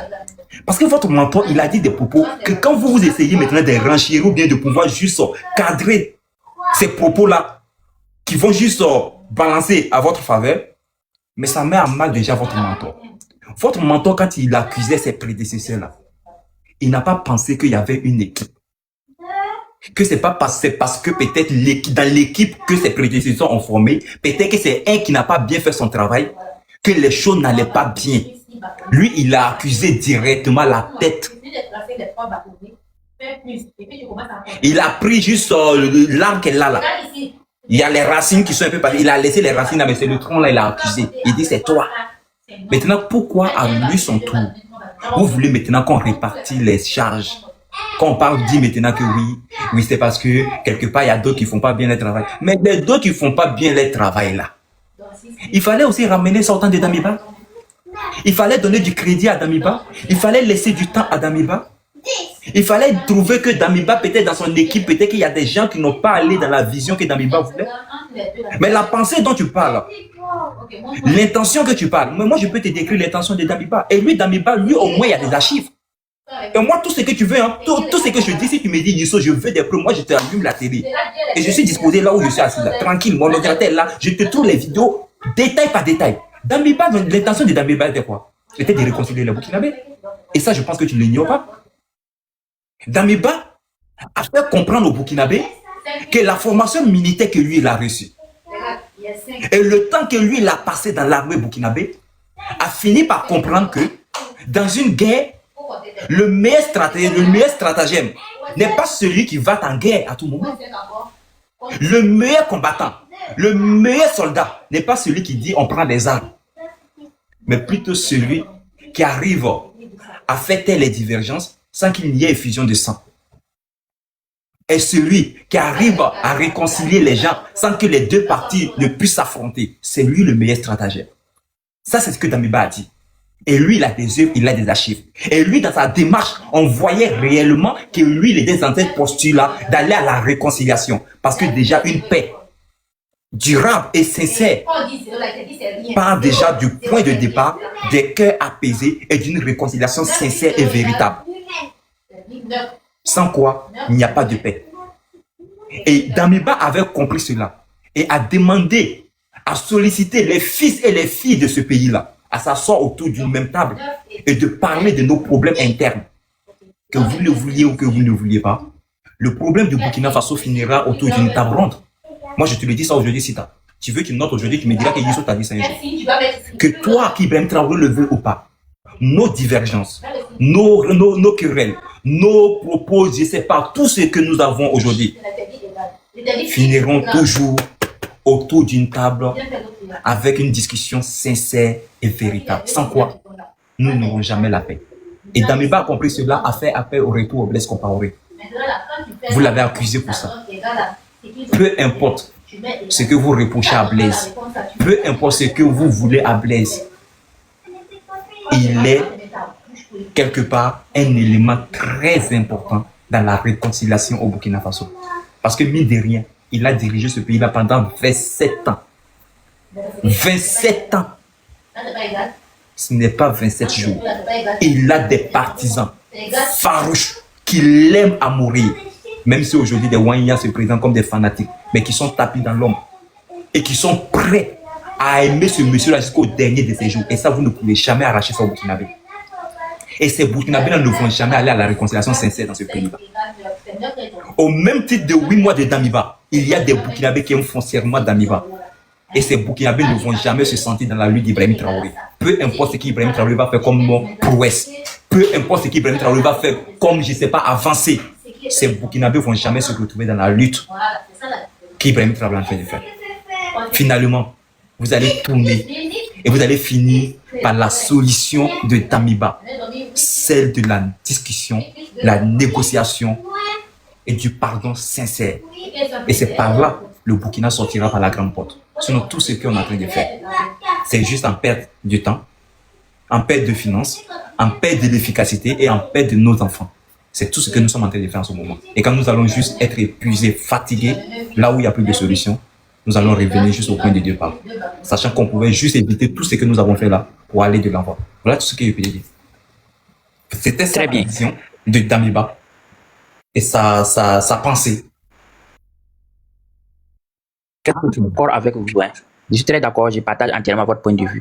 Cependant, j'ai dit, nous sommes actuellement à un stade où il n'est plus nécessaire de faire du surplace parce que la guerre coûte cher. La population en pâtit énormément. Et donc, il faut que nous trouvions un point commun, une unité commune pour avancer. Et est-ce que cela c'est fait, par exemple, par la demande, par peut-être la volonté de certaines personnes qui veulent que le processus actuel soit interrompu et qu'on remette les pendules à l'heure? Tout ça, c'est un éternel recommencement parce qu'il y aura encore des frustrations. Et de frustration en frustration, finalement, on se retrouve dans une guerre où on va patauger pour l'éternité. Et pourtant, le Burkina Faso n'a pas besoin de ça. Dans 100 ans, là, on ne parlera plus d'aucun d'entre nous. Mais nous devrons travailler à ce que les générations futures, nos enfants et nos arrière-petits-enfants, ne puissent pas nous accuser d'être des lâches, d'être égoïstes, de ne pas avoir pensé à eux. Mais voici le combat que nous pouvons. Moi, je veux savoir une chose. Est-ce qu'à l'heure où nous parlons, est-ce que depuis l'arrivée d'Ibrahim Traoré, a-t-il déjà changé sa figure d'épaule depuis qu'il est arrivé? Très sincèrement, je ne saurais répondre parce que je ne connais pas les tenants et les aboutissants, mais je pense en toute honnêteté qu'il y a des choses officieuses qui se passent que nous ne savons pas, en fait, mais qui vont dans le sens de Tida, oui. Le problème, c'est quoi? Le problème, c'est bien vrai que les gens critiquent. C'est bien vrai que moi, Youssou, même j'attaque Ibrahim Traoré sur tous les plans. Et je ne suis même pas pour ce pouvoir, parce que moi, j'ai toujours dit, tout ce qui est coup d'État, tant qu'au Burkina Faso, nous n'allons pas éduquer une jeunesse qui doit comprendre que la place du militaire, c'est seulement que au front et dans les casernes, et de pouvoir respecter son serment quand il jure, de pouvoir défendre. Parce que c'est un choix personnel, volontiers, d'un individu de servir son pays étant un militaire ou bien policier ou un gendarme. On doit inculquer des valeurs républicaines à nos forces armées et sécurité. On doit faire comprendre à nos jeunes, à nos enfants, peu importe celui qui est à la tête de notre pays, quand celui-là ne fait pas nos affaires, la seule manière de pouvoir punir la personne, c'est d'aller juste voter contre lui aux élections présidentielles prochaines et de mettre quelqu'un d'autre à sa place pour faire le travail que nous aspirons. C'est comme ça que nous allons évoluer. Parce que si nous restons dans cette posture de révolution, de quoi que ce soit, moi quand je prends l'histoire du Burkina Faso, Sita, je te le dis, et je sans prétention, je lis beaucoup les écrivains burkinabés, les historiens burkinabés. Et depuis plus de 2 semaines, je suis en train de lire Roger Bila et Roger Bila Kaboré. Cet écrivain que je suis en train de lire, en même temps historien, en même temps un poète, mais j'ai appris beaucoup de mon pays sans avoir besoin d'Ibrahim Traoré qui va me faire des gros discours à la télé. J'ai appris beaucoup de l'histoire de mon pays. J'ai compris que mon pays ne peut pas s'en sortir tant que les militaires seront à la tête. Ça, je l'ai compris à travers ces écrits, à travers l'histoire de mon pays. Parce que mon pays n'a connu que des militaires à la tête depuis 1960. Nous sommes en train de se casser la gueule avec ces mêmes militaires qui viennent avec le même slogan. Ils ont la même thématique, seulement que ils viennent juste endormir un peuple qui est majoritairement analphabète. Et ça, c'est une réalité. Et ça, tu sais, le système où on essaie de nous endormir. Oui, la puissance, je viens. Je vais te donner juste ça. Je t'envoie, tu prends juste l'histoire du Burkina Faso de 1919 à 1940, non, en 2000. 1919 en 2000. Tu prends l'histoire. C'est le même écrivain que je te parle de lui qui a parlé de ça. Et tu vas voir que l'histoire de l'alphabétisme, là, c'est pas aujourd'hui ça a commencé. Hein. Le simple fait qu'au Burkina, on dit que non, non, le français, c'est pas notre truc là. C'était au temps même de nos ancêtres. Ça veut dire, le Moro Naba, que je prononce mal son nom, qui est Saga 2, à son temps, quand on avait besoin d'un représentant de la colonie de la Haute-Côte d'Ivoire, qui est le Burkina Faso actuel, il a nommé un chef du village du nom de M. Bouloum Naba Ouedraogo, qui était un chef notable aussi, qui avait 70 ans, 40 enfants, plus de 100 enfants, et non, 40 femmes et plus de 100 enfants. Il nomme ce dernier, qui ne sait même pas dire qui ne sait même pas écrire, comme son représentant pour aller compétir aux élections de députés. Avec qui? Avec Félix Houphouët-Boigny et Ouézé Coulibaly. Et il dit que c'est celui-là qui lui va donner ses suffrages et que sa population, sa communauté, qui était le royaume, le pays des Mossi à l'époque, qui allait le voter pour aller représenter la Haute Côte d'Ivoire au niveau de l'Assemblée nationale à Paris, à l'époque. Et quand on lui demandait, il disait qu'il lui s'en fout. Mais comment quelqu'un qui ne sait même pas s'exprimer en français doit aller juste défendre les intérêts de ses populations, de ses ressortissants, dans un pays où on parle seulement que français. Donc j'ai compris que même le Moro d'avant nos ancêtres à l'époque, se disait que lui s'en fout de la langue française. C'est-à-dire, du moment où il parlait langue là, ça allait suffire. Donc c'est pour ça que je n'avais même pas Ibrahim Traoré quand il dit que le français c'est quelque chose, non, qu'on s'en fout de ça. C'est dans ça, en fait, il allait puiser là-bas, il allait étudier un peu l'histoire et il dit que voilà, on s'en fout, voilà, on a notre langue, on fait ce qu'on a envie de faire, on n'a pas besoin de parler le français. Donc, moi je dis ceci, c'était une petite parenthèse pour revenir dans l'histoire de 1900 et quelques là-bas, là. Ça c'était en 1945, bon, vers la fin de la première guerre la première guerre mondiale. Mais je te dis sincèrement, en toute honnêteté, le Burkina Faso ne pourra jamais, je dis bien jamais, qu'on ose ça aujourd'hui, qu'on le veuille ou pas, que ça soit Ibrahim Traoré, que ça soit un autre militaire, que ça soit qui que ce soit, tant que ça serait ces militaires-là qui vont venir à la tête de notre pays. Il y a plusieurs facteurs qui démontrent que les militaires ne peuvent pas réussir au Burkina Faso et qu'ils ne peuvent jamais atteindre leur objectif parce qu'il y a des questions d'ego. Et un militaire est susceptible d'être renversé par un autre militaire. C'est toujours comme cela. Et au Burkina, la formation militaire est faite de telle sorte que j'ai l'impression qu'il y a des partis pris. Et ça, Ibrahim Traoré l'avait dit quand il est arrivé. Il a même dit que même dans l'armée, ça a été politisé. Il y a plusieurs clans. Et ça ne dépend d'aujourd'hui. Et Ibrahim Traoré ne peut pas effacer ça du jour au lendemain. Je vous dis et je le répète, je ne souhaite même pas ça pour Ibrahim Traoré. Mais si l'occasion se présente, un Burkinabé va descendre Ibrahim Traoré. Et ça serait une trahison au sein de eux-mêmes les militaires. C'est même pas quelqu'un d'autre, ça partira de eux-mêmes les militaires. Pendant combien d'années nous allons rester dedans? En train de ramener notre pays en arrière. Là où les autres pays sont en train d'avancer, nous sommes en train de dire que la démocratie ne peut pas faire de l'espoir. Nous n'avons jamais utilisé tous les leviers de la démocratie. Jamais. Même quand Christian Kaboré était là, on ne l'a même pas laissé terminer, nous l'avons barré la route. À chaque moment nous sommes là, la démocratie n'a jamais fait de l'espoir au Burkina Faso. Il y a eu combien de présidents élus démocratiquement au Burkina Faso? Combien? Il y en a 2. Seulement. Pendant 65 ans. Et nous n'avons jamais utilisé ces leviers-là. Nous avons utilisé qu'une fine partie des leviers de la démocratie. Et nous disons que la démocratie a échoué. Mais cette dictature, cette révolution que nos ancêtres même ont commencé depuis tant des Moro Naba, apporter quoi dans la vie des Burkinabés? Rien, nada. Et nous pensons que c'est en 2025 là, où la mondialisation, où les choses sont plus encore dans l'époque. Parce que cette révolution, si elle devrait avoir de l'impact, c'était dans les années 1900 là-bas. C'est pas à l'heure actuelle. À l'heure actuelle, aucune révolution ne peut avoir de l'impact significatif. Impossible. Et je vous le dis, aujourd'hui, Ibrahim Traoré s'est fait barricader. Personne n'a confiance à Ibrahim Traoré à l'heure actuelle. Aucun État sérieux ne veut coller son image au Burkina Faso à l'heure actuelle.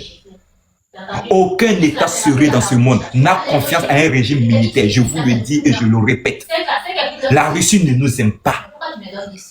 La Russie aime seulement nous exploiter. La Russie est là pour ses intérêts. Et la Russie est en train de mener une guerre occidentale. La Russie est en train de faire du mal à ses partenaires, à ses alliés d'hier.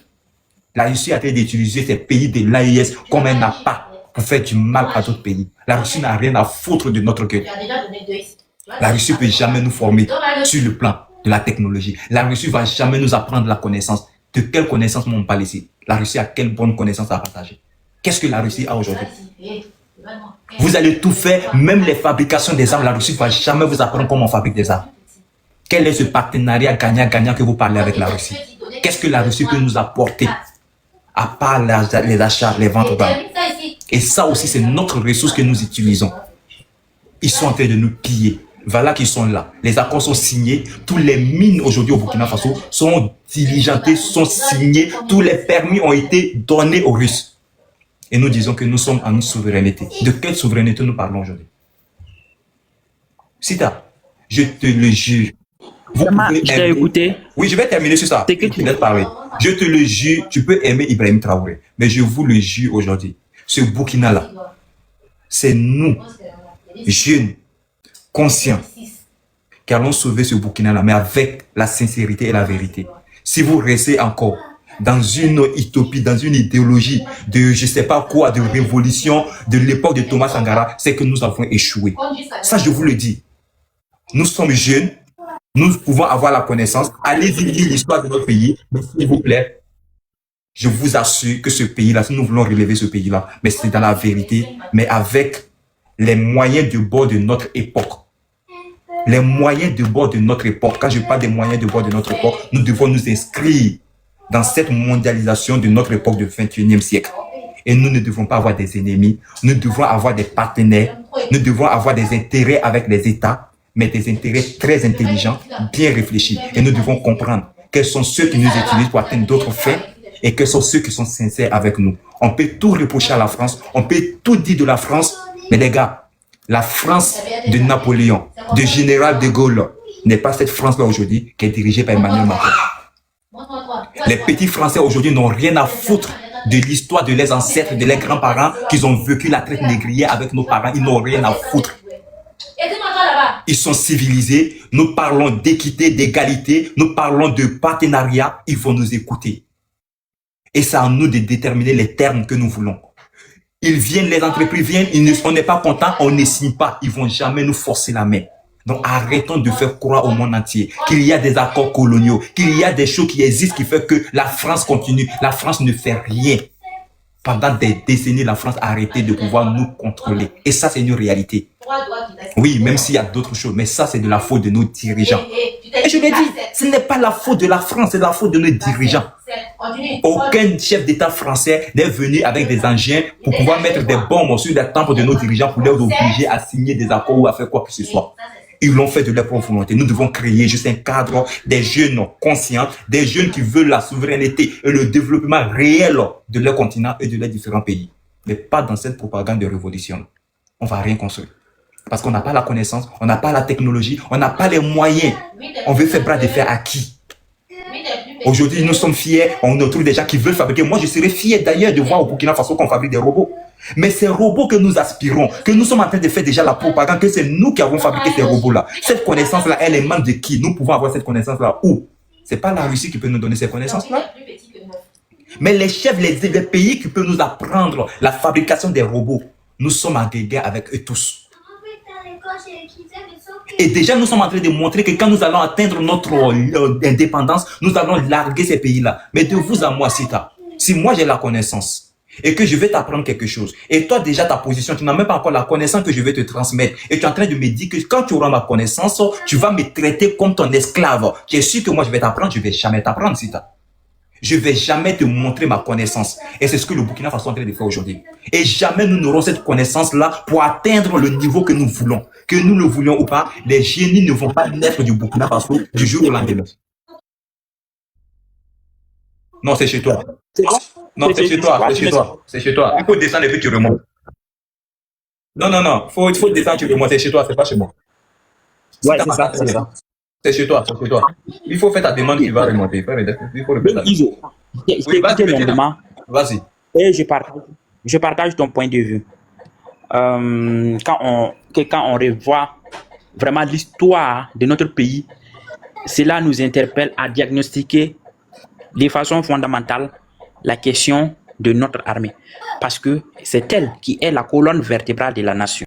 Nous devrons tout faire pour qu'elle soit républicaine, qu'elle porte les valeurs d'intégrité que toute nation est censée porter.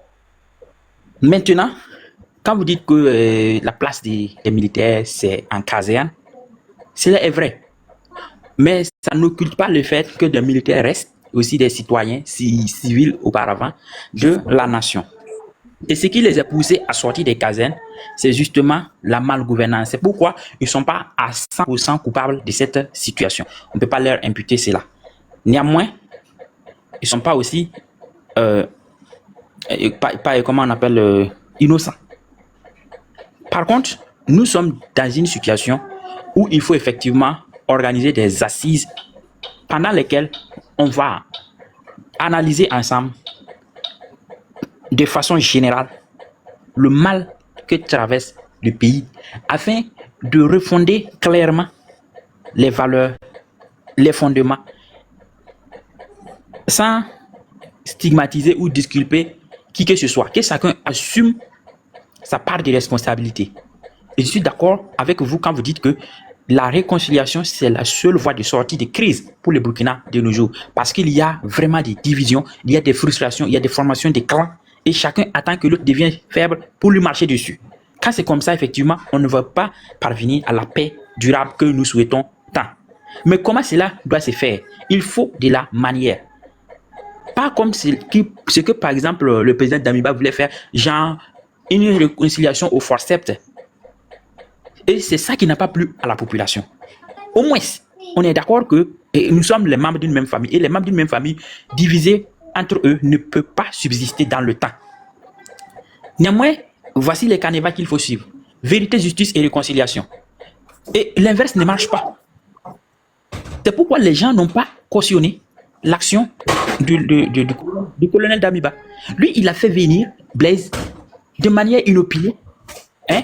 Et même s'il lui faisait venir, quand même, on s'attendait à une action concrète de la part de Blaise. On est prêt à le pardonner. C'est notre papa, c'est notre président et tout ça. Mais que ce ne soit pas sous forme de contrainte. On veut que ce soit vraiment open. Parce qu'il avait été condamné par la justice burkinabé. Alors, il vient qu'il assume tranquillement. Voici il assume ses responsabilités. C'est Dieu qui va. C'est Dieu qui est le juge suprême. Peut-être qu'on peut se tromper au cours de l'histoire. Mais toujours est-il que c'est la vérité qui va triompher. Le mal ne peut pas régner indéfiniment. Donc, moi, je ne fais pas de distinction entre militaires, civils, politologues ou quoi que ce soit. Moi, c'est l'intégrité. C'est pour ça que je dis, on doit juger les gens sur la base de leurs intentions. Ceux qui sont animés de militaires intentions nous doivent gouverner. En fait, c'est ce sont eux qui nous ont gouverné depuis la nuit des temps.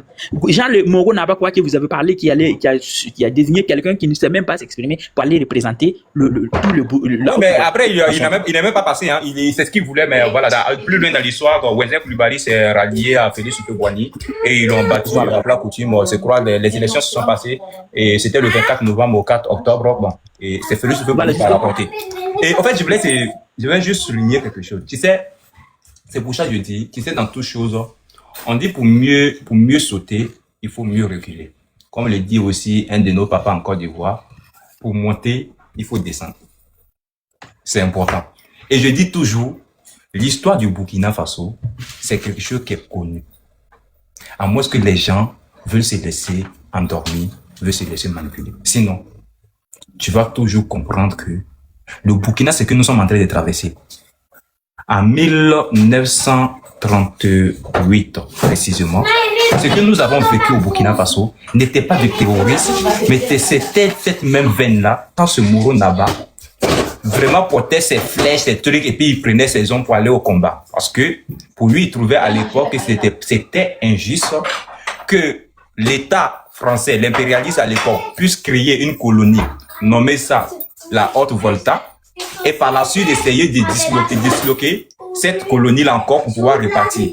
Ils se sont retrouvés quelque part, un peu dans l'obligation d'aller se battre pour reconquérir les terres. Parce qu'il faut pas, pour ceux qui savent, je pense que tu sais très bien que à l'époque, Ouagadougou, Bobo Dioulasso a été disloqué et ça a été envoyé au niveau de la basse Côte d'Ivoire, donc qui appartenait à la Côte d'Ivoire. Donc le Burkina Faso, en 1925 plus précisément, le Burkina Faso n'existait plus. La Haute-Volta la Haute-Volta n'existait plus parce que après avoir crié, ils ont pour des raisons ils ont essayé de départir, ils ont donné un côté au Mali, un côté au Niger, un côté à la Côte d'Ivoire. Donc le Burkina n'existait même plus. Et le Moro Naba à l'époque s'est battu.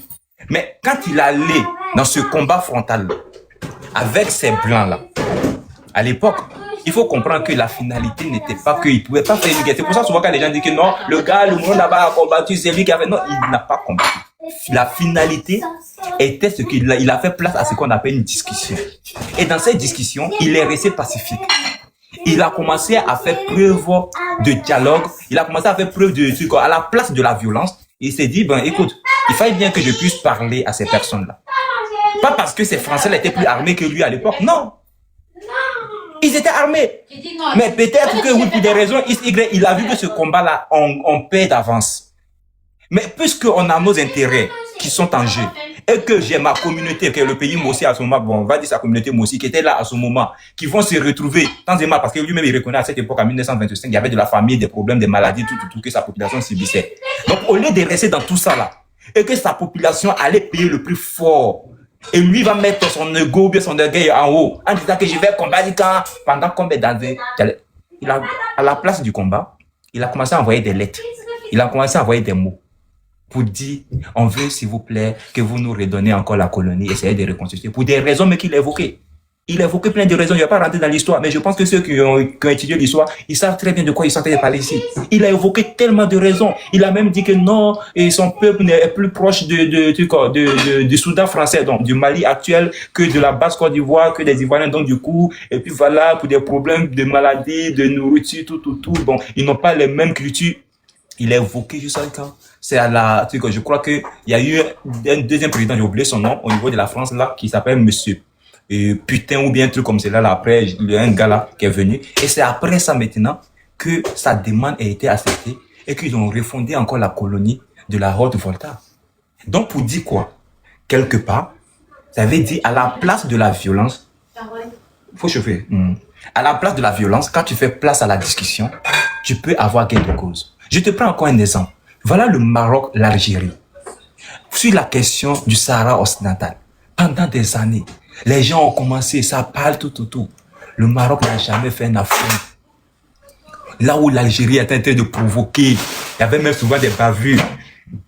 Excuse-moi, au niveau de la frontière, le Maroc, la seule chose qu'ils ont emboîté, ils ont pris la situation, ils ont envoyé au niveau des tribunes des Nations Unies pendant des années et des années. C'est en 2025 là que le monde entier a reconnu le Sahara contre le Maroc sans que le Maroc puisse prendre des armes, aller combattre pour défendre quoi que ce soit. Donc, la diplomatie, le dialogue a emporté là où les armes et les canons devraient résonner. Il y a des exemples multiples comme cela. Et quand nous disons ça au Burkina, on dit non, vous êtes dans les émotions. On ne peut pas gagner une guerre là, il n'y a jamais un vainqueur, il n'y a jamais un vaincu. Une guerre, c'est comme cela. Peu importe, déjà, toi-même, tu viens de dire tout à l'heure, ça coûte de l'argent, de l'énergie et des enfants de ce pays. On va se combattre combien d'années? Pendant combien d'années? Ça ne veut pas dire qu'on n'est pas fort. Oui, si on fait ça, c'est parce qu'on est faible. Ça ne veut rien dire. Ça ne veut rien dire.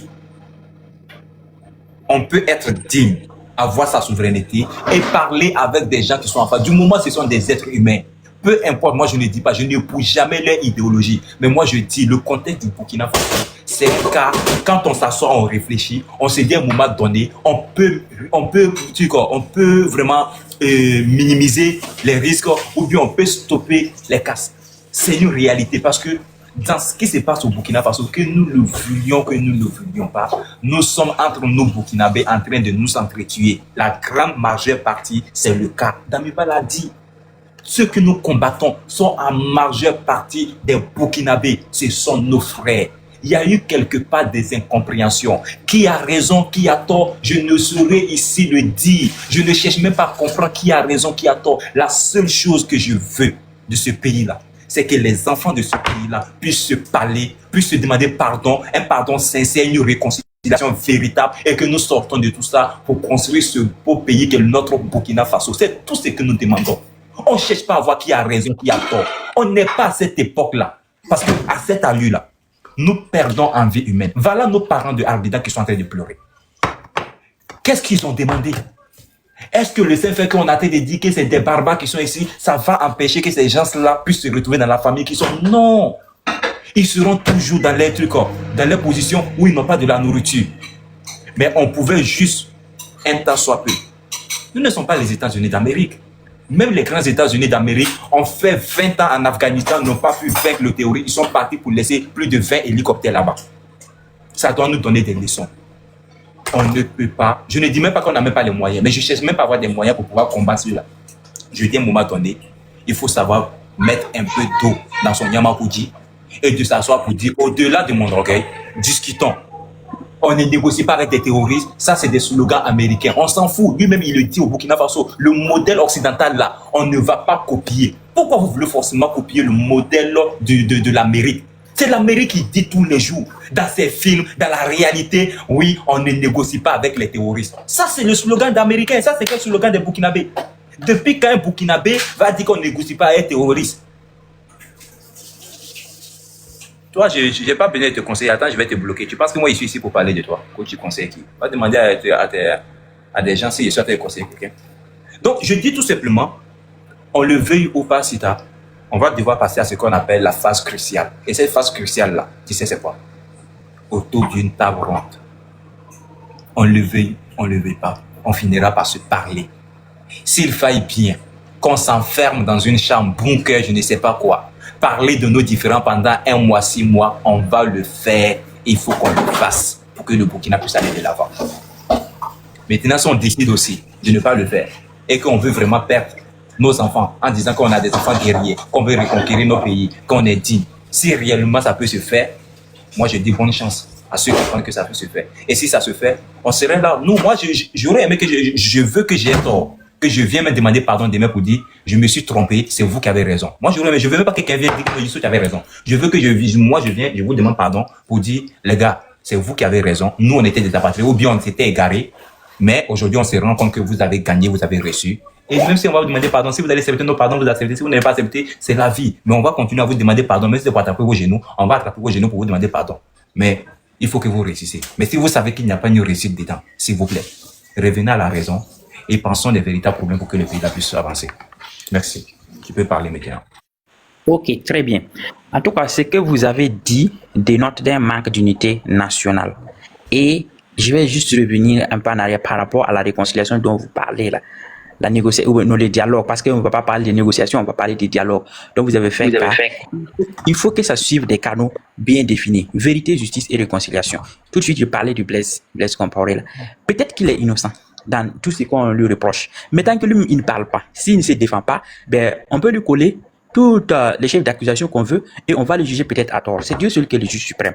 Donc vous voyez que tant que ces acteurs-là eux-mêmes ne se mettent pas au devant de la scène pour se défendre ou pour prôner ce qui est censé être prôné, on va toujours patauger dans cette situation. Et cela profite certainement à l'ennemi. Vous avez parlé du dialogue. Est-ce que pour dialoguer, là, c'est pour trouver un terrain d'attente? Non. Mais cela doit suivre ces canaux-là. Si ces canevas, la vérité n'a pas été dite, il n'y a pas de justice, ni de réconciliation. Et alors que si chacun va camper sur sa position, certainement qu'on ne va pas voir le bout du tunnel. D'où, moi, mon avis de toujours prôner la paix en soutenant le Burkina. Par exemple, pour le thème que vous avez mis aujourd'hui, le Burkina reçoit les terreaux. Non, ce n'est pas acceptable. Si vous dites le Burkina accueille les terreaux. Il faut savoir que, s'il faut savoir quand tu veux sur TikTok, les thèmes, déjà, quand moi je mets les thèmes, souvent je ne t'aime pas. Déjà, les thèmes des panels, déjà, c'est pour susciter ce qu'on appelle une réflexion. Et ça a été dit déjà, voilà, moi je l'ai vu déjà, et je l'ai bien précisé. J'ai dit, des gens ont pris une vidéo. Ils ont essayé de faire de cette vidéo-là une manipulation au niveau de la Côte d'Ivoire. Et ce sont des mêmes personnes, de ces mêmes personnes que nous voyons derrière moi, qui étaient dans cette vidéo. Et qui ont été présentées étant comme des personnes nuisibles pour la Côte d'Ivoire. Là où on veut faire passer la Côte d'Ivoire étant ce pays qui héberge des individus que les pays de l'AES taguent comme des terreaux. Donc, quand je viens dans mon pays, parce que moi j'aime beaucoup parler de mon pays, même si je suis beaucoup plus à l'aise parce que moi j'ai le sang ivoirien. J'aimerais même faire des vidéos parler de la Côte d'Ivoire à tout moment. Mais j'aime parler du Burkina parce que je me dis que le Burkina va tellement mal. Le Burkina, le jour il sera libéré, je vais juste me concentrer pour parler de la Côte d'Ivoire. Parce que ce pays me tient à cœur. Donc quand je vois dans mon pays, les mêmes personnages sont réussis, ben je suscite vraiment une interrogation qui va pousser des gens à pouvoir réfléchir. Logiquement, quand j'ai mis le thème, ben ça t'a coupé dans la tête, tu te poses la question, mais pourquoi il se dit le Burkina reçoit des terreaux? Mais ça va t'amener à monter, à me poser des questions, et le débat de fond va se dérouler à partir de là. Et c'est là où l'échange va nous permettre maintenant pour savoir est-ce que ben il saute dans sa posture, est-ce qu'il épouse que le Burkina reçoit des terreaux? Parce que déjà moi il dit le terroriste déjà. Si on doit définir déjà le terroriste, il y a tellement de choses qu'on doit dire. Parce que c'est pas seulement ceux qui sont au front là qu'on doit appeler les terroristes. Un terroriste, c'est celui qui terrorise. Donc si moi aujourd'hui, dans mes faits, pourquoi? C'est pour ça que quand les gens viennent me suivre terreau, je me dis quelque part, je me remets en cause. Est-ce que dans mes vidéos, j'ai terrorise certaines personnes? Peut-être c'est pour ça qu'ils m'appellent des terreaux. Mais quand je ne vois pas ça dedans, il dit, ben, peut-être c'est des gens qui m'aiment pas ou bien qui veulent me coller une étiquette. Mais si dans mes propos que je vois que j'ai utilisé des mots qui peuvent terroriser, c'est que le mot terroriste qu'on me colle a tout son sens. C'est ça un terroriste. C'est quelqu'un qui terrorise. Donc, si ce que tu poses peut théoriser, tu es un terroriste. Est-ce que c'est ça? Très bien. Donc, si votre objectif, c'est de susciter la réflexion Bien sur sûr. les gens, il faut savoir qu'on est dans un espace public où les mots ont du sens. Quand vous dites que le Burkina, déjà, ça passe mal. Ça passe mal, même si votre volonté derrière ou votre intention, ce n'est pas de parler mal directement du Burkina. Vous voyez ce que je veux dire?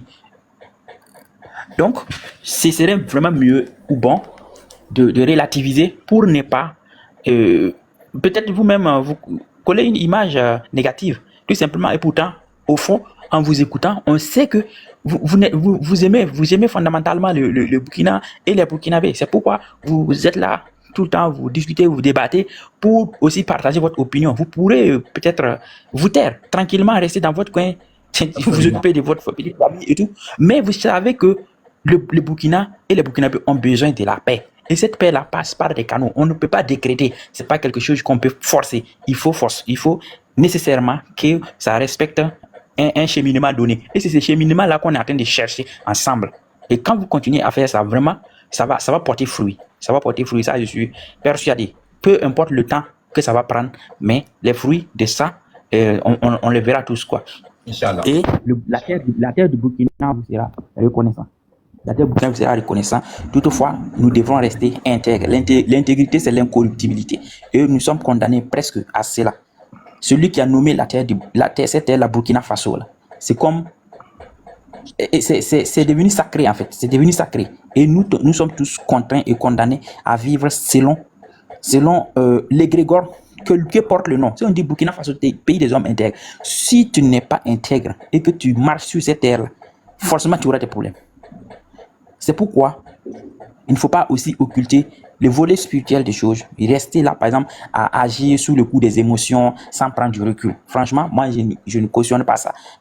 Surtout que c'est quand ça vient de certaines personnes qui sont censées incarner la sagesse et la maturité, comme je le disais tout juste à côté. On est en train de gagner en sagesse et en maturité. Et ça, c'est vraiment quelque chose de valeureux. Ça permet déjà à la jeunesse de se positionner par rapport à la géopolitique mondiale. Ça permet aussi aux anciens de corriger avec les tirs. Puisque vous étiez en train de parler que le Burkina Faso est en train de vouloir est en train d'encourager sa population à s'alcooliser. Bon, non, ce n'est pas ça. Le Burkina, c'est un pays, c'est une nation qui regorge de plein d'opportunités, qui est censée survivre. Et la survie d'une nation dépend de son économie. Si on voit que, bon, dans le domaine de la brasserie, on peut encore, il y a un manque à gagner, mais quoi de plus normal que de créer une industrie, une usine qui va fabriquer la boisson que nous importons. Et ça va créer de l'emploi pour les jeunes burkinabés et ça va alléger la souffrance des populations. Donc, on ne doit pas décrier cela ou bien voir de cela d'un œil négatif en disant que non, le Burkina est en train de faire la promotion de l'alcool, ainsi de suite. Vraiment, moi, je ne suis pas d'accord à ce niveau-là. Laissez le nom Burkina là en paix. Si vous avez des problèmes avec certains burkinabés, parlez-le directement. Je vais te dire une chose. Dites pas au bout. Je vais te dire une chose.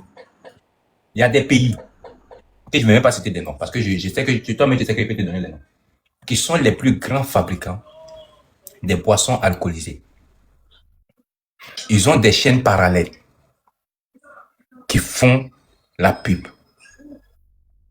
Tu vas jamais voir dans ces pays-là le premier représentant de ce pays-là aller inaugurer l'ouverture d'une usine de fabrication de ces boissons.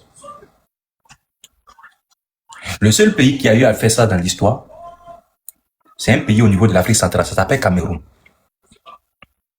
Résultat, tu sais ce qui se passe au Cameroun? La jeunesse camerounaise aujourd'hui est une jeunesse qui s'adonne à ce qu'on appelle l'alcool. Disons même peut-être en Afrique, s'il y a un pays où on dit que les jeunes consomment plus l'alcool que de passer à leur avenir, ça s'appelle le Cameroun. C'est le seul pays en Afrique où tu trouves un jeune. Concernant l'alcool, même on dit qu'ils ont consommé, je sais pas, 2023, l'équivalent d'un. En fait, je vais terminer. Je suis en train de lui donner des exemples. Parce que là, il peut aller faire des échelles. Le seul pays où, dans l'histoire, où le chef d'État allait faire l'ouverture d'une usine où on fabrique la boisson, ça s'appelle le Cameroun. Donc, le deuxième pays, c'est le Burkina Faso. Donc, j'ai bien peur que mes frères, des jeunes comme de mon âge, se retrouvent comme de la manière les jeunes le font au Cameroun. Ça, je te le dis, hein, ça, c'est ma peur à moi. Parce que au Cameroun, des jeunes. Attendez, un instant. La jeunesse burkinabé, le burkinabé dans son sang, tout de suite j'ai parlé d'intégrité. Et l'intégrité là, c'est codé. Faut laisser ça. Oui, attendez, je vais finir. C'est codé dans l'ADN même du burkinabé.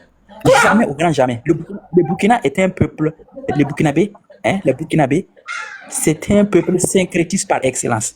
Donc, ce que vous pensez là, qu'il peut y avoir un moment où la jeunesse burkinabé sera totalement en déperdition, en train de bafouer les valeurs cardinales de ce pays, là, ça ne peut jamais arriver.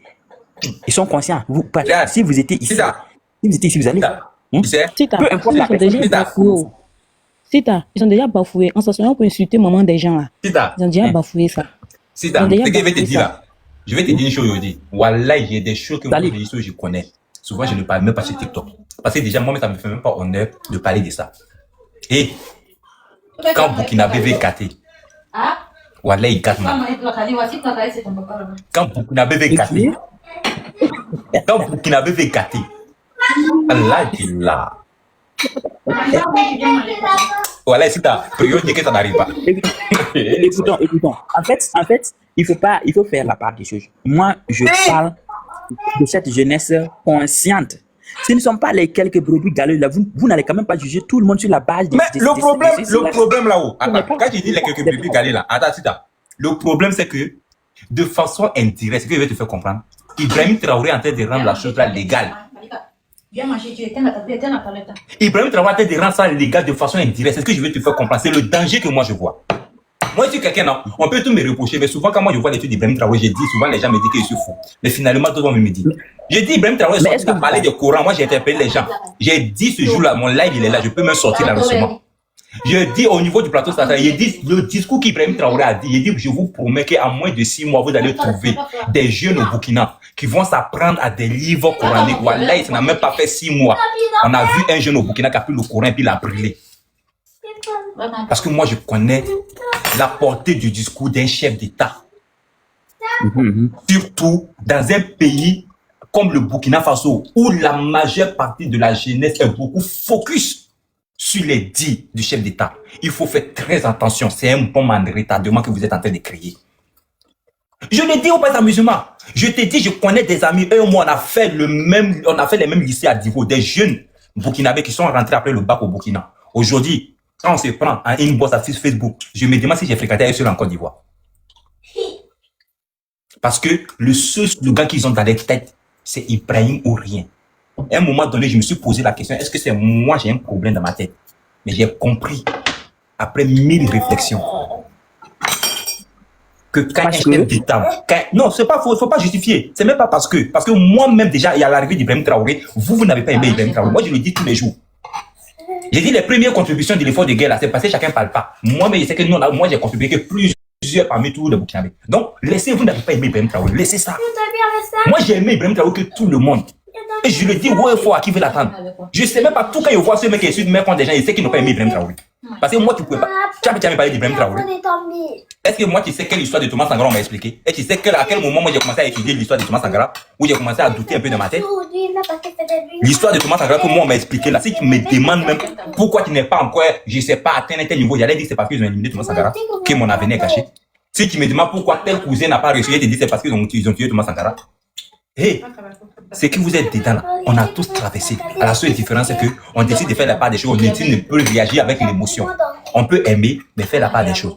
Mais je dis ce qui se passe au Burkina Faso, c'est qu'aujourd'hui, tout ce qu'Ibrahim Traoré dit est parole d'évangile. Personne ne peut démentir cela. Tout ce qu'Ibrahim Traoré dit est parole d'évangile. Personne, aucun Burkinabé ne peut sortir pour dire Ibrahim Traoré avait dit telle chose. Mais moi, je l'aime, mais sur ces choses-là, je ne suis pas d'accord avec lui. Il n'y a pas ce Burkinabé-là. Et c'est là où je vois le danger. Comment? C'est grave. Hein? Vas-y pour ta Je vais te question. poser une question. Vas-y. Ok. Je viens de voir une publication dessus là. Et il y a un chef d'Afghanistan qui est au Burkina Faso. C'est vrai. C'est bien, mais.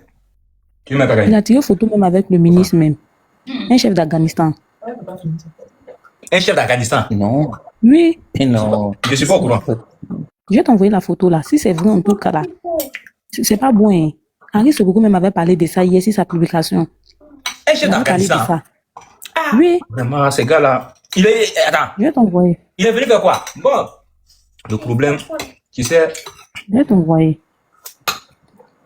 Bon, déjà, en tout cas, moi, j'ai dit, le nom Burkina Faso, là, ça va subsister des siècles et des siècles. Il n'est pas bon de parler mal de ce nom. Celui qui a un problème particulier avec quelqu'un, indexez-le directement. Les attends, individus dis-moi passent. d'abord. Le pays, Le Burkina Faso le nom Burkina Faso, là, ça a été créé sur base de quoi? c'est sur la base d'une prophétie. Toi, si t'es là, il te donne cocotan, non? Il te donne cocotan, non? Écoute bien, j'ai dit, tu es d'accord avec moi que Thomas Sankara, là, c'était pas un homme ordinaire comme vous et moi. C'est pas de quoi? D'une prophétie. Il avait dit, bon, c'est une manière de parler, mais c'est plus sacré que ce que l'on peut penser. Vous comprenez? Parce que quand il a donné le nom, c'est lui qui a donné tous les candidats qui vont avec. Même l'appellation Burkinabé. Vous savez, il n'a pas consulté le Paul Sédar Senghor, les intellectuels, ainsi de suite. Il a dit Burkinabé. Ni de Burkinais, Burkinabèse, Burkinabé. Non, Burkinabé pour tout le monde, homme comme femme. Et pluriel singulier, c'est la même chose. Il n'y a pas de changement. Donc, le nom, il est sacré. Il faut respecter la sacralité de ce nom-là. Il n'est pas. Bonsoir, Isso. Oui, bonsoir. Attends, il a parlé, quand il a fini de parler. Très bien. Donc, le nom Burkinabé, là, il est hyper sacré. Et il le restera pour des temps indéfinis. C'est pourquoi, quand on parle du Burkina Faso, moi, je prends mon temps, j'écoute et j'interviens. Je défends mes convictions. Maintenant, quant aux personnes, ça, nul n'est infaillible. Ce que vous êtes en train de dire par rapport au président, ainsi de suite, ce n'est pas un magicien, je vous le dis et je répète. Ses intentions de départ, ce qui l'a motivé à prendre les rênes du pouvoir pour diriger le pays vers une destinée plus glorieuse. Il y a des péripéties. Chacun de nous a des rêves qu'il souhaite concrétiser. Mais, chemin faisant là, tu vas rencontrer des embûches. Même si au départ tu n'avais aucun empêchement ni aucune inimitié, au fil des temps, chemin faisant, il y aura de l'inimitié qui va naître. Il y aura des adversaires qui vont chercher à te faire tomber juste parce qu'ils n'aiment pas ta tête. Ce n'est pas parce que ta vision n'est pas noble. Ce n'est pas parce que tes actions ne sont pas bonnes. C'est pourquoi il faudra juger la finalité. L'intention du départ et la finalité. Au lieu de chercher à le faire au cas par cas. Parce que si c'est le cas, tout le monde est fautif. Tout le monde serait fautif plutôt. Donc, il faut avoir à l'esprit la finalité. Le but de toutes ces actions qu'on a fait de mener là, c'est d'amener le Burkina Faso à une paix stable, pérenne, durable et pour les générations futures. Sali, elle est descendue. Elle disait tout à l'heure là que la jeunesse est pervertie parce que les gens s'insultent à longueur de journée. Maintenant, est-ce que c'est de quelle jeunesse vous parlez? Ce n'est pas ceux qui parlent tout le temps, ceux qui s'insultent là. Ils ne représentent même pas 0,1% de la jeunesse. La jeunesse, elle est aguerrie au travail, elle est battante. Et c'est de cette jeunesse qu'on doit parler. Et sur les actions de cette jeunesse qu'on doit discuter. Combien de personnes contribuent à l'effort de paix actuellement? Tout le monde y contribue, même ceux qui n'en ont pas. Et c'est ça qui prouve que le patriotisme est inscrit dans les gènes du Burkina. Donc, si par haine ou par jalousie des gens veulent ternir l'image de la jeunesse, ce n'est pas aussi juste. Et je pense qu'on doit être juste dans la vie. Il faut être toujours du côté de la vérité, parce que c'est la vérité qui va triompher. On peut se tromper. La sincérité n'est pas une preuve de vérité, mais on peut se tromper. Chacun essaie de donner son point de vue et on essaie de discuter, de tamiser pour parvenir à quelque chose de bien raffiné. Et la paix, c'est comme je dis, on ne la décrète pas. Il faut que ça suive les chemins pour être concrète à la fin. Voilà.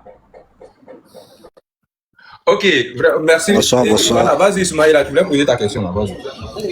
Ouais, bonsoir Isso, bonsoir Sita, comment allez-vous? Ouais, Isso, ça fait un bail là. Je n'arrive plus à te suivre. J'ai dit peut-être qu'il est parti en congé, je ne sais pas, je n'arrive plus à te suivre. Ici, beaucoup quand j'ai l'occasion, je lance un temps. Inch'Allah, ça va, merci beaucoup. Ouais, j'aimerais dire à Sita bon, que tu avais parlé de un chef d'État publiquement aller faire ouverture de sociétés comme Solobra. Bon, moi je dis Solobra. Ça c'est ma manière de voir Solobra. Bon, ici, de façon que tu comprends avec Sita, c'est pas la même chose. Sita, je vais te dire quelque chose.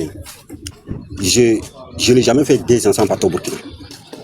Je ne sais pas quel âge tu as. Mais ce que les Burkinabés font aujourd'hui, dans 15 ans passés, 20 ans passés, si tu m'avais dit ça aujourd'hui, que le Burkinabé est capable de faire ça, si j'allais te dire que c'est faux, le Burkinabé n'est pas capable de dire ça ou bien de faire ça. 20 ans en arrière, moi j'allais te dire qu'ils n'ont pas capable de faire ça. Mais aujourd'hui, ils le font. Je te donne cet exemple. Ah bah, je te donne cet exemple. Ce qu'ils viennent de dire en Cameroun, un chef d'État ou fait ouverture de...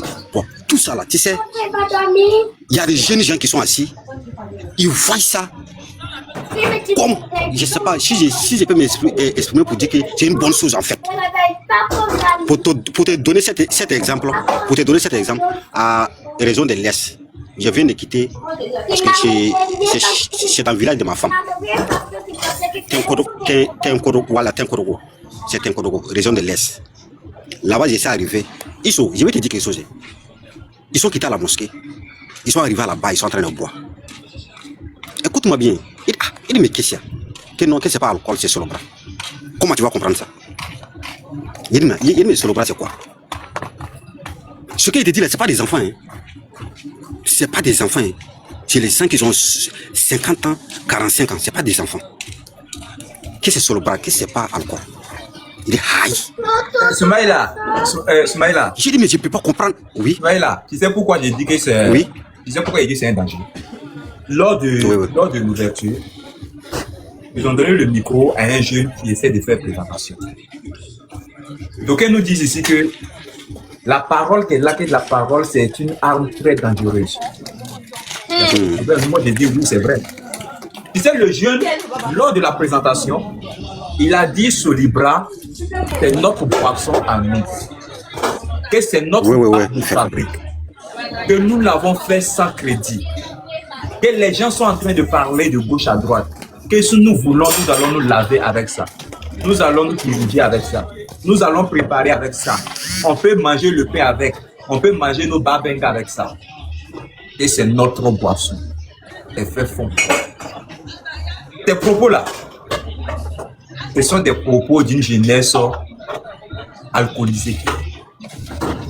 D'une jeunesse qui va se piffrer en boisson et qui vont tomber au bord des routes comme des soulards et du n'importe où.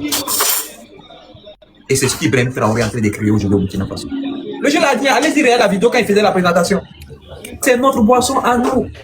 C'est notre Sobra, c'est notre Alpha Sobra ou bien Sofraso. J'ai dit, si on est content, on va se laver avec. On va manger le pain avec. On va manger nos babengas avec. On va manger nos... Bon, il n'y a pas de problème. Que ces frères sur fond propre, il n'y a pas crédit dedans. Ibrahim Traoré, il a il sourit. Il fait ses dents comme ça. Il dit, Seigneur, mon peuple et mon pays va mourir par manque de connaissances. Et ce peuple-là, je ne vois même pas qu'est-ce qu'on peut faire pour les sauver. Tant que Ibrahim Traoré ne tire pas sur le frein, non, c'est parti. Et moi, je connais les Burkinabés. Et puis, je vous ai dit à Sita tout à l'heure, quand le Burkinabé veut faire quelque chose d'exagéré, il n'a pas frein.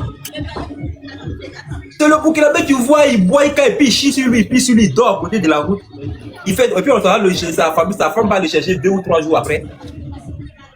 C'est le Burkinabé, on va faire ça. Aïe. Moi, mes parents aussi là. Quand ils veulent exagérer dans la boisson, mais tu penses qu'il est mort? Quelqu'un, on l'attrape comme cela, mais on le soulève dans le Tchapalodrome, bien dans le drôme. Et puis on la voit à la maison, il fait 3 jours et puis il se réveille. C'est quelqu'un comme cela là. Vous avez fait ça. Soumaïla. Un instant, Iso et Soumaïla. La boisson alcoolisée fait partie des traditions et coutumes de toutes les ethnies au Burkina Faso. Quand on parle de thé, il fallait dire ça au début.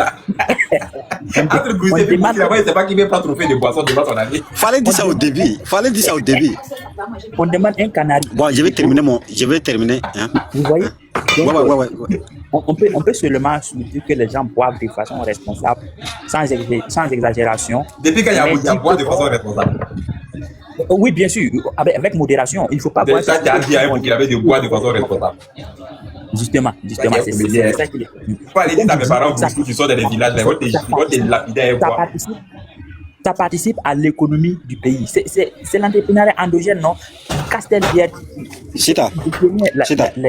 Le trophée ici. Maintenant, on veut que ça devienne pour nous et vous trouvez à ça un problème.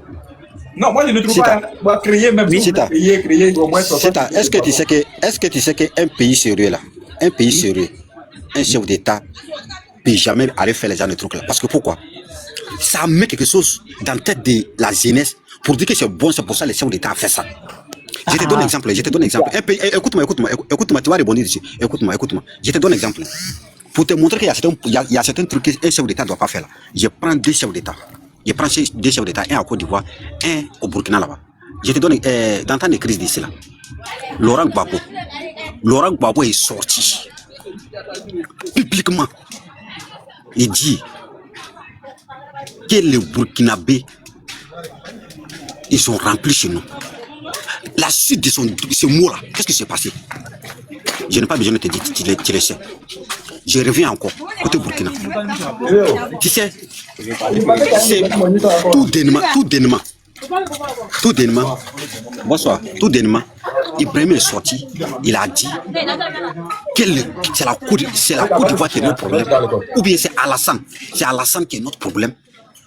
Attends, c'est le problème que nous sommes dedans aujourd'hui là. Il n'y a pas de respect. Entre Burkinabé avec Ivoiriens, bon, je peux dire entre Burkinabé avec Ivoiriens, je peux dire ça. C'est à cause de ces propos. Il y a des propos là. On dit, il y a des propos, ou bien il y a certains comportements là. Un chef d'État ne fait pas. Il ne fait pas parce que quand tu fais là, tu entends de parler que non, il fait boire ou bien c'est. Non, attends, arrête ça, tu n'es pas un enfant, arrête ça. Imaginons dès l'instant, moi avec toi, toi tu es un chef de famille. Mais si je te vois faire quelque chose, ça veut dire que c'est égal. Si Dieu ne m'a pas aidé là, ça veut dire que ce que tu fais c'est bien, c'est pour ça. Mais moi je vais faire. Si je prenais une bouteille, mais j'ai fait deux bouteilles.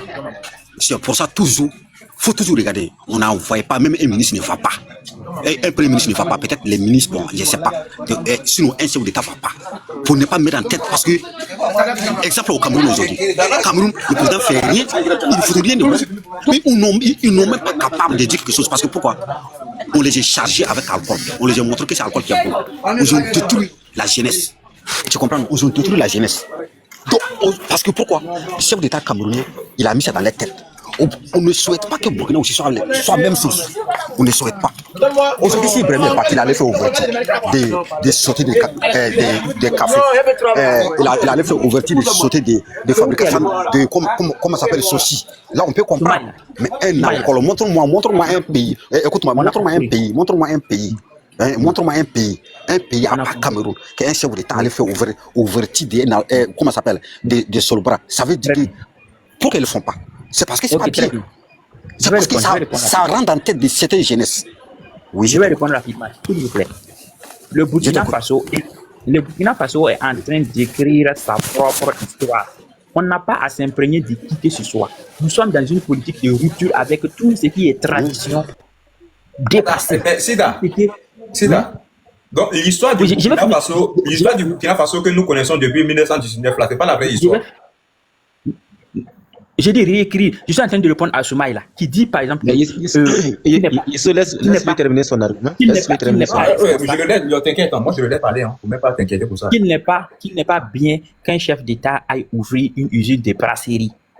C'est là j'ai dit le Burkina Faso est dans une posture de rupture. Pourquoi? On doit se poser la question, qu'est-ce qui se cache derrière cette action? Le président est en train d'encourager l'entrepreneuriat endogène. Créer des usines, ce n'est pas ça seulement. Il a inauguré d'autres usines. Pourquoi vous ne trouvez pas de problème à ça? C'est juste cette usine-là, comme c'est une brasserie, vous brandissez ça pour dire, ouais, voici, il est en train de promouvoir quelque chose qui va pervertir la jeunesse. Et je vous dis que la boisson alcoolisée, les dolos rouges, fait partie de nos coutumes et traditions au Burkina. Ici, il y a des jeunes filles qui parlent pour les doter. S'il n'y a pas ça, les parents vous font les parties. Il n'est pas avec tout ce que tu as, mets le dolo dedans. Donc, pourquoi vous voulez qu'on laisse notre culture, le développement dont vous êtes en train de prôner, peut-être le développement à l'occidental, c'est pas notre idéal. Nous, on veut vivre à l'aise, entre nous, dans la parenté, la plaisanterie, la camaraderie, l'enthousiasme, l'équité. On ne veut pas que l'impérialisme viennent s'implanter ici.